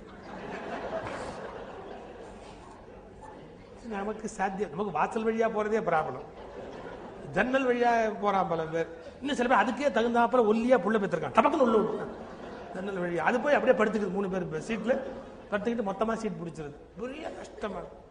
இன்னும் சில பேர் அடாவடித்தனம் பண்றான், ஜன்னல் வழியா துண்டு உள்ள போட்டான், அங்க உள்ள போன ஒருத்தன் அதுக்கு வெளியே போயிட்டான், ஒரே ரப்சர். அவர் சொன்னான் துண்டு போட்டிருந்தா இல்லையா, துண்டு போட்ட சீட்டு ஒண்ணுது, துண்டு என்ன உன் ரெப்ரசன்டேட்டிவ், துண்டு போட்ட சீட்டு உனக்கு, துண்டு போட்ட சீட்டு என்னதுதான், அது எந்த சட்டத்தில் இருக்கு என்ன எதுன்னு தெரியல. அப்போ அடாவடித்தனம், துண்டு போட்டுருக்கல அப்புறம் நீ உட்காந்து அப்படிங்கிற. அவன் எரிச்சல் சொன்னான், டே பொட்டியை தரதான், வேஷ்டி எடுத்து பஸ் மேல போடுறான். துண்டு போட்டா சீட்டு சொந்தம்ங்கிறான், வேஷ்டி போட்டா பஸ்ஸே என்னது படாது. இந்த கலாட்டால நான் என்ன போய் அவர்கிட்ட பேசுறது, ஒன்றும் முடியும், கூட்டம்னா கூட்டம். எனக்கு டைம் ஆகிட்டே போகுது. நான் ஒன்றும் யோசிச்சேன், இந்த தாண்டி விட்டு வாசல்ல போய் அந்த திருச்செந்தூர்லேருந்து பஸ் அங்கே வந்து இறக்கி கூட்டத்தை இறக்கி விடும்ல, அப்பவே ஏறிட்டா. போய் பார்த்தா என்ன மாதிரி ஐடியாவில் 3000 புத்திசாலி நிற்கிறாங்க. அது ஒன்று அவன் நம்மளோட அறிவாளி நின்றுட்டு இருக்கிறான். அங்கேயும் ஒன்றும் முடியல. அதுக்குள்ள எனக்கு டைம் ஆகிட்டே இருக்கு. சார் அப்போ ஒரு 80 வயதுக்கு மேல இருக்க 2 பெரியவங்க அங்கேருந்து வந்து என்ன கேட்குறாங்க, தம்பி இது திருச்செந்தூர் போகிற பஸ்ஸா? படிக்க முடியல அவங்களால. தம்பி இது திருச்செந்தூர் போகிற பஸ்ஸா? நான் சொன்னேன் ஆமா, ஆனா ஒன்று உங்களால போக முடியாது. அதெல்லாம் ஒன்று கேட்டாங்களா? அவர் சொல்ற ஒன்று கேட்டாங்களா? இல்லைங்கய்யா கூட்டம் தாங்கல, நீங்களாம் போனால் அப்படியே ஆரஞ்சு ஜூஸ் மாதிரி புழிஞ்சிடுவாங்க, கூட்டம் அப்படி இருக்குன்னு. அதெல்லாம் எங்க பிரச்சனை, அது திருச்செந்தூர் போற பஸ் தானா? அவர் கேட்டுக்கிட்டு இருக்க. இவர்கிட்ட யாராவது பேச முடியுமா நமக்கு இருக்கிற அவசரத்துக்கு? நான் இப்படி போனேன் அவர் டக்குன்னு என்ன பண்ணேன், வெளியே வந்து ஒரு டாக்ஸி எடுத்துட்டு யாரை போயிட்டேன். ஒன்றும் பண்ண முடியாது, டயத்துக்கு போயா டாக்ஸி எடுத்துட்டு போயிட்டு. ஆனால் டாக்ஸியில் போகும்போது மனசு உறுத்துது, ஆஹா ஒரு சிங்கிள் இண்டிவிஜுவல் ஒரு டாக்ஸியில் போறோமே, 2 பெரியவங்களை பார்த்தோமே, கூட்டிட்டு வந்திருக்கலாமே, அந்த பரபரப்புல தோணலை சார். அப்புறம் வருத்தப்படுது, டாக்ஸிக்கு பிளஷர்னு பேர் வச்சான், நான் பிளஷரே இல்லாம தான் போனேன். ஏன் தப்பு பண்ணிட்டேன் 2 பேரும் கூட்டு வந்திருக்கலாம். கொட்டை நம்ம லைஃப் அப்படித்தான், தப்பு பண்ணாம இருக்க மாட்டோம், பண்ணிட்டு வருத்தப்பட்டுக்கிட்டே இருப்போம். வருத்தப்படுறதுக்காக மறுபடியும் தப்பெல்லாம் பண்ணாம இருக்க மாட்டோம். அதே உறுத்து கடைசியா எப்படியே திருச்செந்தூர் வந்து இறங்கி குடிச்சு கிழிச்சு எல்லாம் பண்ணி மேடையில் போய் சொற்பொழிவு உட்காரன். 11 மணி காலையில் பேச்சு. எனக்கு போய் உட்காந்தா எனக்கு ஒரு பிளசன்ட் சர்ப்ரைஸ். அவங்க 2 பேரும் ஏத்தாம உட்காந்துருக்கேன், கை காட்டுறாரு, ஹாய். நான் முதல்ல என்ன பார்த்தேன் தெரியுமா, அவங்க 2 பேருக்கு கால் இருக்கான்னு பார்த்தேன். என்னுடைய அனுமானம் அவங்க ஆதி ரூபமா தான் வந்திருப்பாங்க. எட்டி கால் பார்த்தா கால் இருக்கு. அப்புறம் பேசிட்டு நான் இறங்கி வந்து அந்த 2 பேர்ட்டையும், ஐயோ மன்னிக்கணும், நான் டாக்ஸியில் வந்து அவங்களை கூப்பிட்டு வந்திருக்கலாம், எனக்கு கூட மனசு உறுத்திக்கிட்டேன். நீங்களும் டாக்ஸியில் தான் வந்தீங்களா, சௌரியமா வந்துட்டீங்களே, வேற டாக்ஸி எடுத்துட்டு வந்தீங்களா, உங்கள்கிட்ட எவ்வளோ பணம் கேட்டாங்க அப்படின்னு. இல்லையே அதே பஸ்ஸில் தானே வந்தோம். நான் கேட்டேன் அதே பஸ்ஸில் எப்படி ஏறினீங்க, என்னாலே ஏற முடியலன்னு, நீங்க எப்படி ஏறினீங்க? அவர் சொன்னார் பாருங்க, நாங்க எங்க ஏறணும், ஏறவங்களுக்கு மத்தியில் நின்றுகிட்டோம், அவசரத்துக்கு அள்ளி உள்ள வச்சுக்கிட்டோம். திருச்செந்தூர் வந்தோன்னு அள்ளி இறக்கி விட்டா, நாங்க ஏறவும் இல்லை இறங்கவும் இல்லை, எங்க சக்திக்கு எங்க தம்பி ஏறுறதுன்னா. எனக்கு பட்டுன்னு அப்படியே திருவாசகம் புரிஞ்சு போச்சு. என்னன்னா, ஆஹா ஏறுகிற இறங்குற சக்தி இல்லைன்னா கூட திருச்செந்தூர் போற பரபரப்பு உள்ளவங்க மத்தியில நின்னுகிட்டா திருச்செந்தூர் போயிடலாம். அது மாதிரி மோட்சத்துக்கு போறதுக்கு தகுதி இல்லைன்னா கூட அந்த தகுதி உடையவங்க மத்தியில நின்னுகிட்டா போயிடலாம். அதான் சத்சங்கத்தோட வலிமை. நீங்க சத்சங்கத்துக்கு உள்ள இருந்தீங்கன்னா உங்களுக்கு தகுதி இல்லைன்னா கூட அவங்க பரபரப்புக்கு நம்மளை சேர்த்து கூட்டிட்டு போயிடுவாங்க. ஏன் எப்போ அதே பேசிக்கிட்டு இருக்கிறாங்க, நம்ம வேற பேச முடியல இல்லையா? எவ்வளவு பெரிய விஷயம். உடையாள் உந்தன் நடுவு இருக்கும், உடையாள் நடுவுள் நீ இருத்தி, அடியேன் நடுவில் இருவீரும் இருப்பதானால் அடியேன் உன் அடியார் நடுவுள் இருக்கும் அருளை புரியான். உன் அடியார் நடுவில் இருக்கிற அருளை நீ புரிந்து விட்டால் பொன்னம்பலத்தையும் முடியா முதலே. பொன்னம்பலம் அந்த சிற்றம்பலத்தில் ஆடுகிற நடராஜா, பொன்னம்பலத்து என் முடியா முதலே, என்னைக்கு முடிவில்லாத முதலாக விளங்குகின்றவன் இறைவன். இப்ப பாருங்க, முதல்னு ஒண்ணு இருந்தா முடிவு இருக்கும், முடிவு இருக்கிறதுக்கு முதல்னு ஒண்ணு இருக்கும். இறைவன் முதலாக இருக்கிறான், ஆனால் முடிவற்ற முதலாக இருக்கிறான். என் முடியா முதலே என் கருத்து முடியும் வண்ணம் ஒன்னென்றே. இந்த கருத்து நீ நிறைவேற்றக்கூடாதா? அடியார்கள் கொண்டு போய் என்ன வைக்க கூடாதா? என் வாழ்க்கை கடை தேரிடும் இல்லையா? எவ்வளவு நெகிழ்ந்து போய் சத்சங்கத்தில் கொண்டு போய் என்னை வைத்து விடு என்று வேண்டுகிறார் பாரு. இன்னொரு பாட்டு பெருமான் கிட்ட ஒரு சண்டைக்கு போற மாதிரி பேசுறாரு. பாருப்பா, இந்த உலகத்துல நல்லவனைத்தான் அடியாராக்குவேன், குவாலிட்டி உள்ள உங்க குவாலிஃபைடு பீப்புளை தான் நான் வந்து என்கிட்ட சேர்த்துக்குவேன் நீ சொன்னேன்னு வச்சுக்க, இது நடக்கிற காரியமே இல்லை. நாங்கெல்லாம் கொஞ்சம் அப்படி இப்படித்தான் இருப்போம். அவர் ஒரு கேள்வி கேட்டார் பாருங்க, என்னன்னா, நீ தானே கணக்கு எழுதுற ஆள், எல்லாருக்கும் நீ தானே எல்லாருக்கும் ரெக்கார்டு எழுதி கணக்கு எழுதுற. ஆமா, எழுதும்போது கொஞ்சம் அப்படி இப்படி எழுது. இந்த யோசனை யாராவது சாமிக்கு சொல்லியிருக்க பாருங்க. எப்படின்னா, இப்போ நான் அயோக்கியன் தான், அயோக்கியன் அந்த லெக்சரில் எழுதுறதுக்கு போல அதெல்லாம் யோக்கியத்தில் எழுதிறேன். இப்போ நாம் வந்து நமக்குன்னு ஒரு கணக்கு வச்சிருப்போம், கவர்மெண்ட்டுக்குன்னு ஒரு கணக்கு வச்சிருப்போம். இதில் இருக்கிறது அதில் எழுதணும், அதில் கரெக்டாக ஒரு கணக்கு எழுதி கொடுத்துட்டோம் பாருங்க. நான் பொதுவாக சொல்லிக்கிட்டு இருக்கிறேன், அப்படியாலாம் கேட்டுட்டு இருக்காதுங்க. ஒரு கணக்கு ஒரு கவர்மெண்ட்டுக்குன்னு கரெக்டாக எழுதி கொடுத்துருவோம். இந்த லெக்சரில் இருக்கிறதே வேற, அந்த லெக்சரில் இருக்கிறதே வேற. இவர் சொல்றாரு பாருங்க எப்படின்னா, நான் பண்றதெல்லாம் தப்பு தான், ஆனா நீ தான் சூப்பர் பவர் தானே, அடைய தப்புன்னு எழுதுற, பின்ன என்ன சரின்னு எழுதிட்டு போய. சார் இப்படி நம்ம யோசிச்சதே கிடையாது இது வரைக்கும்.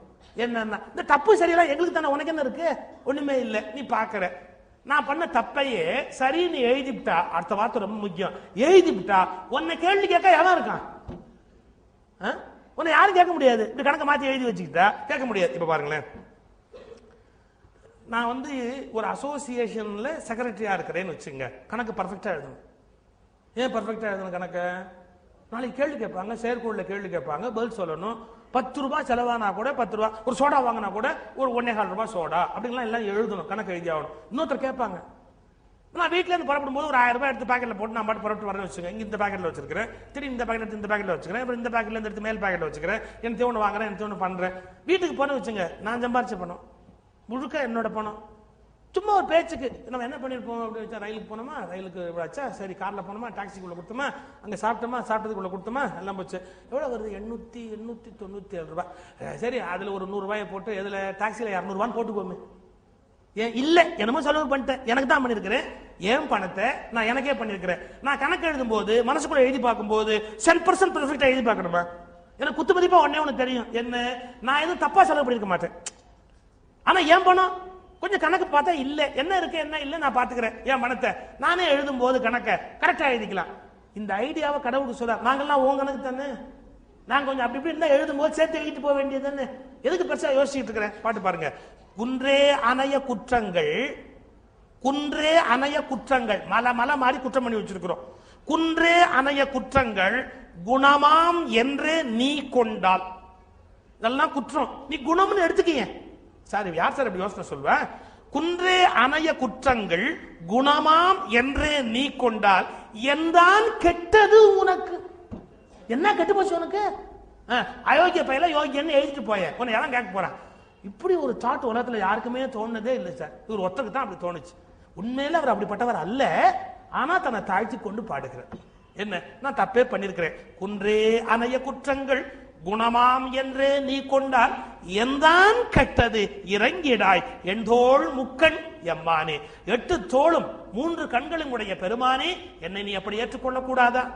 இன்னொரு பாட்டு, என்னமோ நல்லது பண்றேன் கெட்டது பண்றேன்னு என் மேல சார்ஜ் ஷீட்டா போடுறேன்.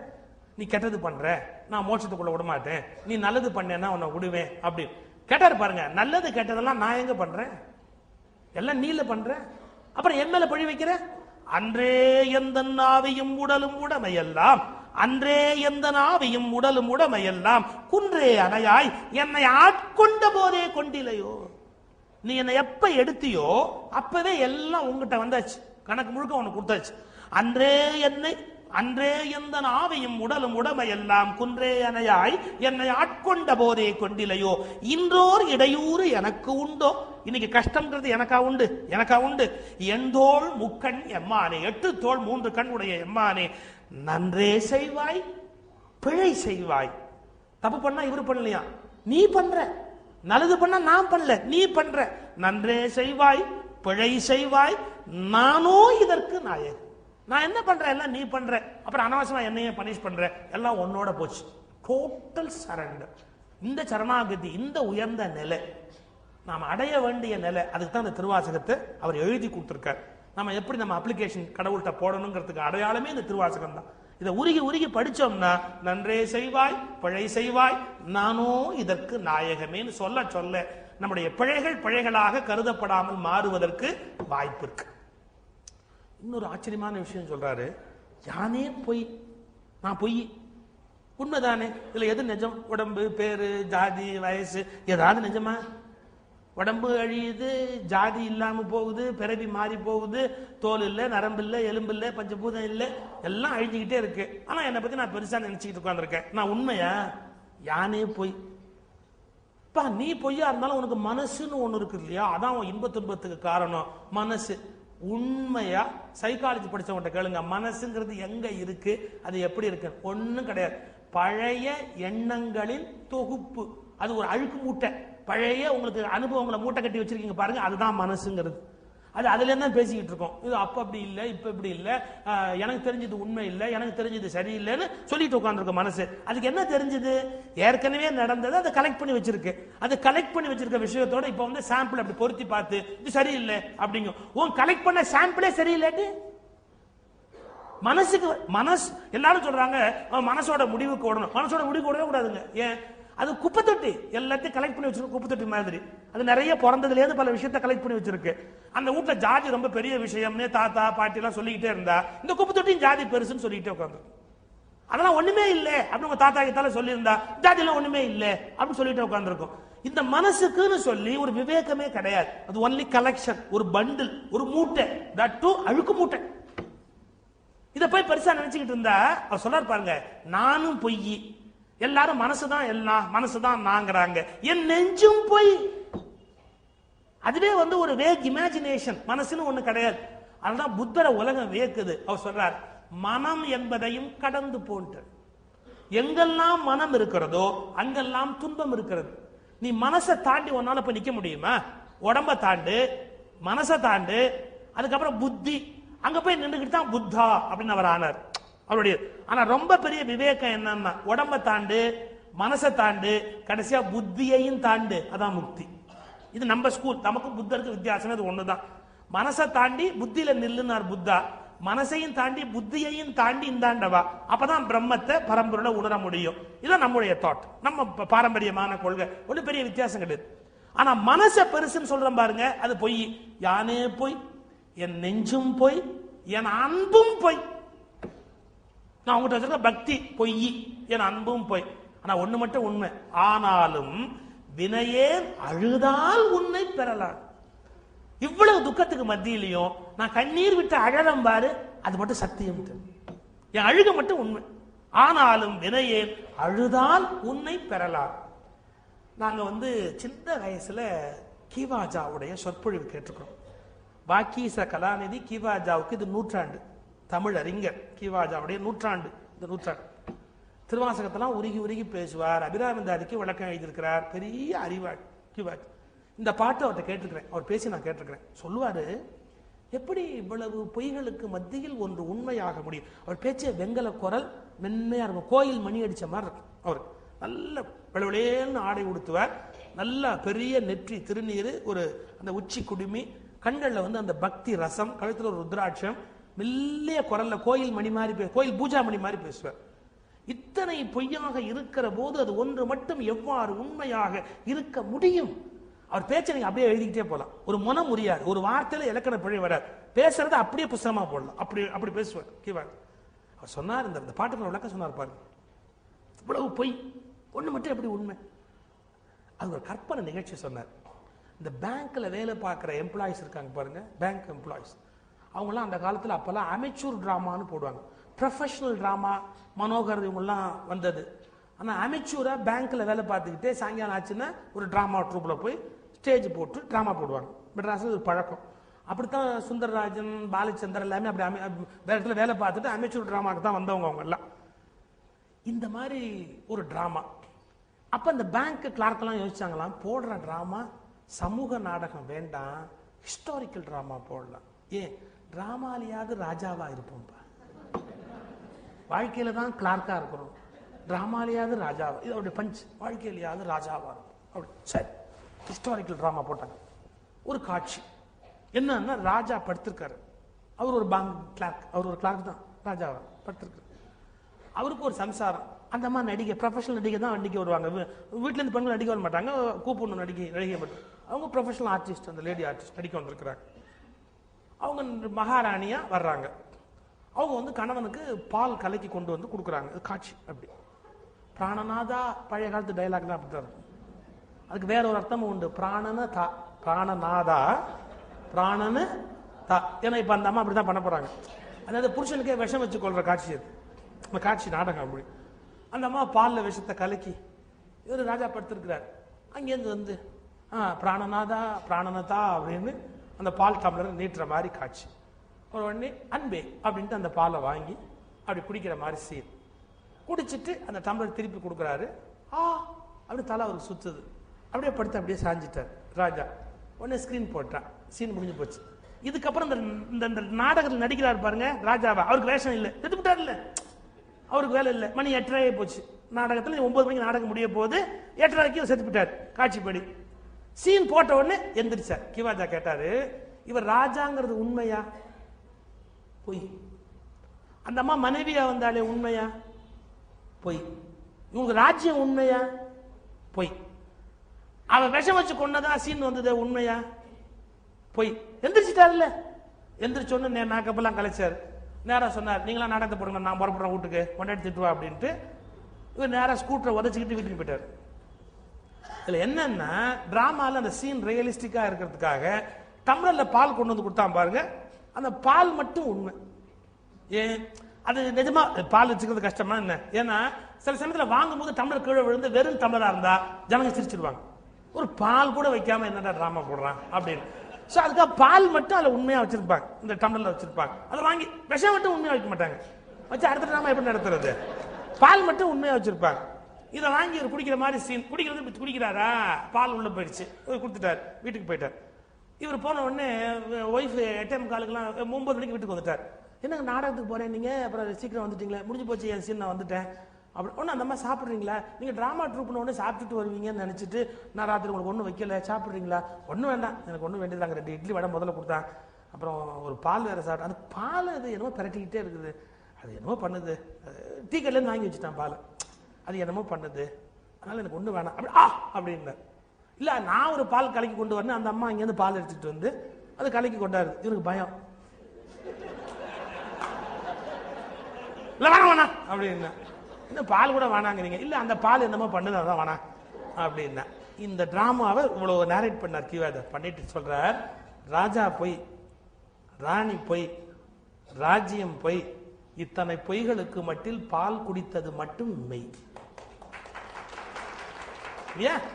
யானே பொய், என் நெஞ்சும் பொய், என் அன்பும் பொய், ஆனாலும் வினையேன் அழுதால் உன்னை பெறலாம், அது ஒன்று மட்டும். ஏன்னா மற்றவையெல்லாம் வேஷம் கழற்றி வைக்கப்பட்டது, பால் அனுபவிக்கப்பட்டது. மற்றவையெல்லாம் வேஷம், யானே போய் என் நெஞ்சும் போய், அழுதல் அனுபவம், எனவே அது அழிக்க முடியாது இல்லையா? இந்த பாட்டை எடுத்துக்கிட்டு 1 மணி நேரம் பேசுவோம் கிவா. அப்படி திருவாசகத்தை வரிக்கு வரை நாமளும் அனுபவிக்கணும். எல்லாம் போய், ஆனா கண்ணீர் விட்டு அழறம் பாருங்க அவன் சன்னதியில போய், அது ஒண்ணு மட்டும் உண்மை. இன்னொரு திருவாசகத்துல ரொம்ப அருமையா, நாயேன் கடைப்பட்ட நாயேன், தன்னை தாழ்த்தி தாழ்த்தி தாழ்த்தி தாழ்த்தி பேசுவார். நமக்கு என்ன தோணும், ஏன் இவர் தன்னை தாழ்த்திக்கிறார்? அப்ப மாணிக்கவாசகர் நிஜமாவே மோசமானவரா? எப்படி?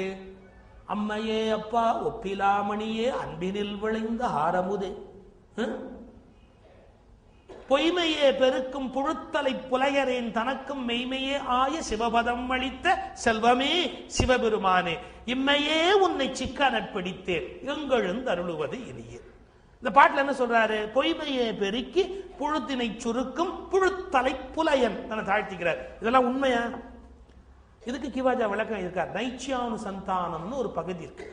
அந்த நைச்சியானு சந்தானம்னா என்னன்னா, அவங்க தப்பே பண்ண மாட்டாங்க, மற்றவங்க தப்ப தன் தப்பா சொல்லிக்குவாங்க. ஒரு வயது அனுபவம் ஏற ஏற இந்த பழக்கம் வரும்.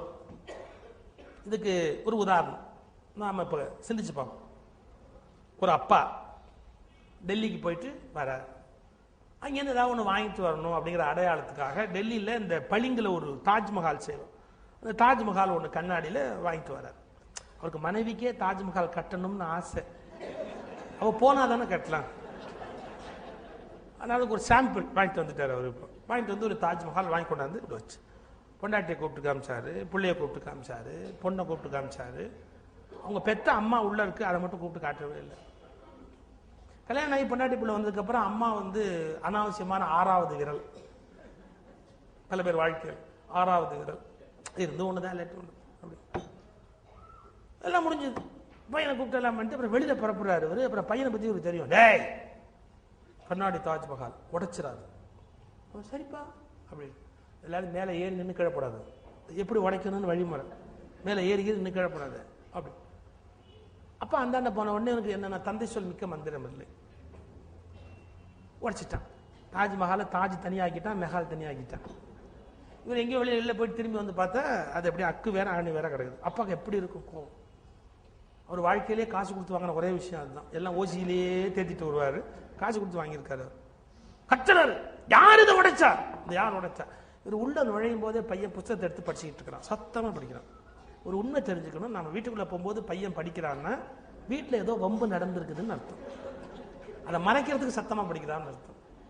அப்பா திட்டுற, அதுக்கு மேல லாங் லாங் அகோ இன்னும் சத்தமா படிக்கிறான் பையன் வேகமா, யார் உடைச்சா அப்படின்னு.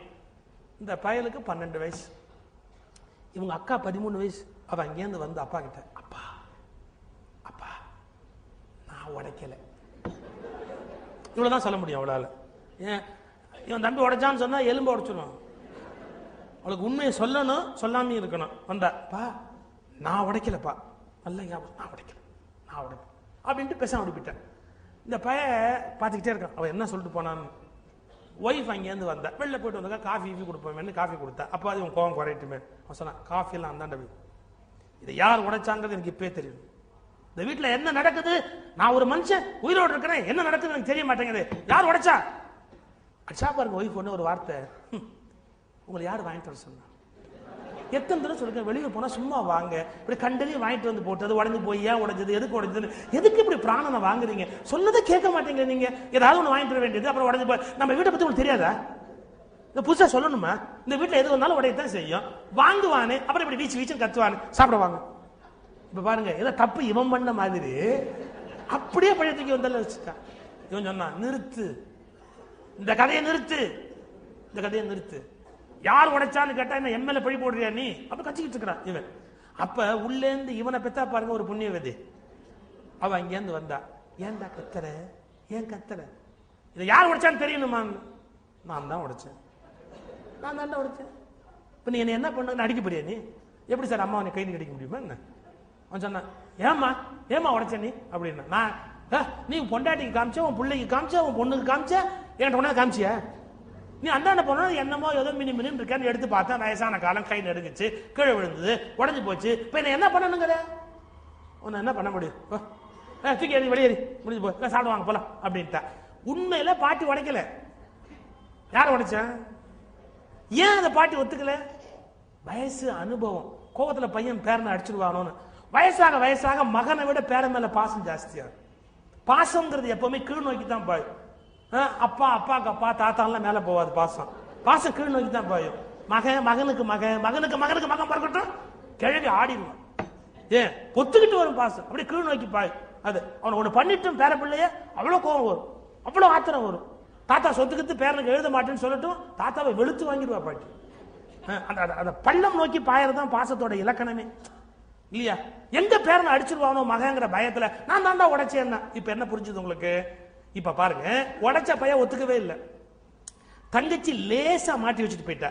ஏன் கொஞ்சம் தான் வயசுல பெரியவ, அப்பா நான் உடைக்கலன்ட்டு போயிட்டா. ஆனா அவன் உடைச்சாங்கிறத இன்டைரக்டா சொல்லிட்டேன். ஒய்ஃப் வந்தா, உன்னை யார் வாங்கிட்டு வர சொன்னான்னு பழி அவன் மேல வச்சா. ஆனா அம்மா வந்தவ வயசுல மூத்தவ என்ன சொன்னா, நான் தான் உடைச்சேன் அப்படின்னா.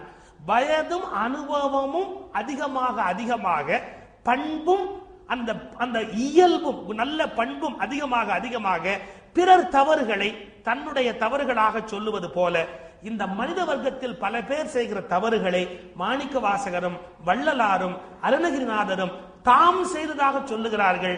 காரணம் அனுபவமும் பண்பும் உயர்ந்த நிலையில் அவர்களை வைத்திருப்பதா. அந்த உச்சிக்கு அவங்க போயிட்டதுனால நம்ம தப்ப நாம பண்ற பிழைகளை, நாம செய்கிற குறைகளை தங்களுடைய பிழைகளாக சொல்லிக் கொள்ளுகிறார். இதுக்கு என்ன பேரு? நைச்சியானுசந்தானம் அப்படின்னு பேர்.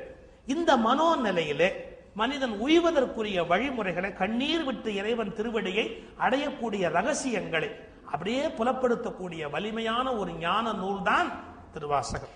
எனவே திருவாசகத்தை உருகி படிக்கவன். பால் நினைந்தூட்டும் தாயினும் சாலப்பறிந்து நீ பாவியேனுடைய ஊனினை உருக்கி உள்ளொளி பெருக்கி உலப்பிலா ஆனந்தமாய தேரினை சொரிந்து புறம் புறம் தெரிந்த செல்வமே சிவபெருமானே யான் உனை தொடர்ந்து சிக்கன பிடித்தேன் எங்கெழுந்தருளுவது இனியே. நீ அம்மா இல்லை, தாயை விட மேலானவர். எப்படிப்பட்டது? பால் நினைந்து ஊட்டும் தாயினும் சாலப்பறிந்து. தன்னை எவ்வளவு தாழ்த்திக்கிறார் தெரியுமா? உம்பர்கட்கு அரசே ஒளிவர நிறைந்த யோகமே ஊற்றையேன் தனக்கு. நான் வெறும் ஊற்றையேன் தனக்கு வம்பென பழுத்து என் குடிமுழுது ஆண்டு வாழ்வர வாழ்வித்த மருந்தே.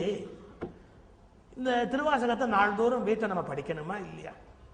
இப்ப நான் ஒரு மனம் திறந்த ஒரு கேள்வி உங்க முன்னாடி வைக்க போறேன். நம்ம இந்துக்கள் கோயில் விழாக்கள்னு சொன்னா ரெக்கார்டு போடுறாங்க, பாட்டு போடுறாங்க, சாமி பாட்டு அப்படின்னு பாட்டு போடுறாங்க. அந்த பாட்டு கவிதையில ஏதாவது கவிதை இருக்கா? முருகனை பத்தி பாடினா பிள்ளையாருக்கு தம்பி, சிவனுக்கு புள்ள, பார்வதிக்கு மகன், இப்படியே பாட்டு முழுக்க ரொப்பி இருக்காங்க. நீங்க விநாயகரை பாடிட்டா முருகனுக்கு அண்ணன், பார்வதிக்கு புள்ள, ஐயப்பனை பாடினா முருகனுக்கு தம்பி, இப்படியே இதே மாதிரி ஃபில்அப் பண்ணியே பாட்டு எழுதிட்டு இருக்கிறாங்க. இந்த பாட்டு ஆயிரமா விக்குது, கேசட் வாங்குறோம், கேட்கிறோம். கொஞ்சம் யோசிச்சு பாருங்க. மதம் என்பது வெறும் புகழ்ச்சி வார்த்தைகள் அல்ல. மதம் என்பது மானுடத்தின் அனுபவம். நம்ம எக்ஸ்பீரியன்ஸா இருக்கணும். நம்ம எக்ஸ்பீரியன்ஸா இருக்கணும்னா அப்படிப்பட்ட ஞானிகளுடைய பாடலை நாம படிக்கணும். இப்ப நான் கடுமையா மனம் திறந்து ஒரு கேள்வி கேட்கிறேன். நம்ம குடும்பங்கள்ல தேவாரம், திருவாசகம்லாம் பாடுனதை காதால கேட்டோம். பஜனைகள், அபங்கங்கள், கீர்த்தனைகள் பாடியதை காதால கேட்டோம். நம்ம பிள்ளைங்க எல்லாம் காது கொடுத்து கேட்கறதுக்கு இதை தயாராகவே இல்லை. அவங்க விருப்பம் முழுக்க வேற ஏதோ இந்த உலக சந்தோஷத்தை நோக்கி வெறி பிடிச்ச மாதிரி கூட்டிட்டு போற ஒரு கலாச்சாரம் உண்டாயிருக்கு. என்ன சினிமா பாட்டு, மோசமான பாட்டு, அப்புறம் 2 அர்த்தம் 4 அர்த்தம் வரக்கூடிய விகாரமான பாட்டு, ஒரு சின்ன பிள்ளை என்னென்ன பாடக்கூடாது அப்படிப்பட்ட பாட்டு, இதெல்லாம் ரேடியோவில் டிவியில ஓயாம ஓடிக்கிட்டே, பிள்ளைங்க அதை பாடிக்கிட்டே, குச்சமே இல்லாம பாடிக்கிட்டே. எப்படி சார் மாத்துறது? வீட்டில் நாமளும் பூஜையில உட்காரும் போது மெடிடேஷன் பண்ணணும். அது மனசுக்கு, உடம்புக்கு, ஆத்மாவுக்கு நல்லது. வாய் விட்டு பாடுவதா இருந்தா பாடணும். குரல் வளம் இல்லாட்டி கூட பாடணும், வாய் விட்டு பாடணும். பாடும்போது நம்முடைய பெரியவர்கள், ஆழ்வார்களுடைய பிரபந்தம், நாயன்மார்களுடைய தேவாரம், திருவாசகம், தியாகையர் போன்ற மகான்களுடைய கீர்த்தனைகள், மிகப்பெரிய மகான்கள் பாடியருடைய அபங்கங்கள், பாடல்கள், இவற்றை பாடணுமே ஒழிய இந்த காலகட்டத்தில் இப்ப சும்மா சாமி பாட்டு அப்படின்னு ஷோ காட்டுறவங்க பாடுற பாட்டு இருக்கு பாருங்க, அதை வீட்டுல நிறுத்தி. ஏன்? அது அனுபவமே இல்லாத பாட்டு, வெறும் வார்த்தை சேர்க்கை, ஒரு ஜால வித்தை. ஒரு டியூன் போட்டுட்டு மாரியாத்தா கோயிலாம் உடுக்கடிக்கணும், சாமி வர மாதிரி ஒரு ஆட்டம் வச்சிருக்கணும், அதுக்கு தகுந்த மாதிரி வார்த்தையை ஃபில்அப் பண்ணணும், இப்படி டியூன் பண்றாங்க. அந்த மாதிரி டியூன் பண்ண பாடல்கள் முக்கியம் அல்ல, நம்மை டியூன் பண்ண பாடல்கள் முக்கியம். நம்மை டியூன் பண்ண சில பாடல்கள், ஒரு உயர்ந்த வேவலத்துக்கு டியூன் பண்ணக்கூடிய பாடல் இருக்கு. அதுல தமிழ்ல தலையாய நூல் எதுன்னு கேட்டா திருவாசகம். ஏன்? திருவாசகம் படிச்சதால தான் வள்ளலார் ஆனார். போதுமா இல்லையா? வள்ளலார் வாழ்க்கையே மாற்றிய நூல் திருவாசகம். எனவே திருவாசகத்தை நல்லது கெட்டது எல்லா விஷயத்திலும் வீட்டுல படிக்கணும், பாடணும், உருகி சொல்லணும். இப்படியெல்லாம் நாம் செய்தால் நம்முடைய பாரம்பரியமான இந்த தர்மம் மேலும் மேலும் வளர்ச்சி அடையும். அழுது அடியடைந்த அன்பனாகிய மணிவாசக பெருமானுடைய அந்த திருவடி கமலங்களை நீள நினைந்து வணங்கி நம்மையும் அவன் சிவனருட் செல்வராக சேர்ப்பிக்க வேண்டும் என்ற பிரார்த்தனையோடு என் நன்றியை கூறி அனைவரும் ஞானம் எய்துவதற்கு அந்த தில்லை மா நடராஜ பெருமான் அருள் பாலிக்க வேண்டும் என்று வேண்டி இந்த உரையை இந்த அளவில் நிறைவு செய்கிறேன். திருச்சிற்றம்பலம்.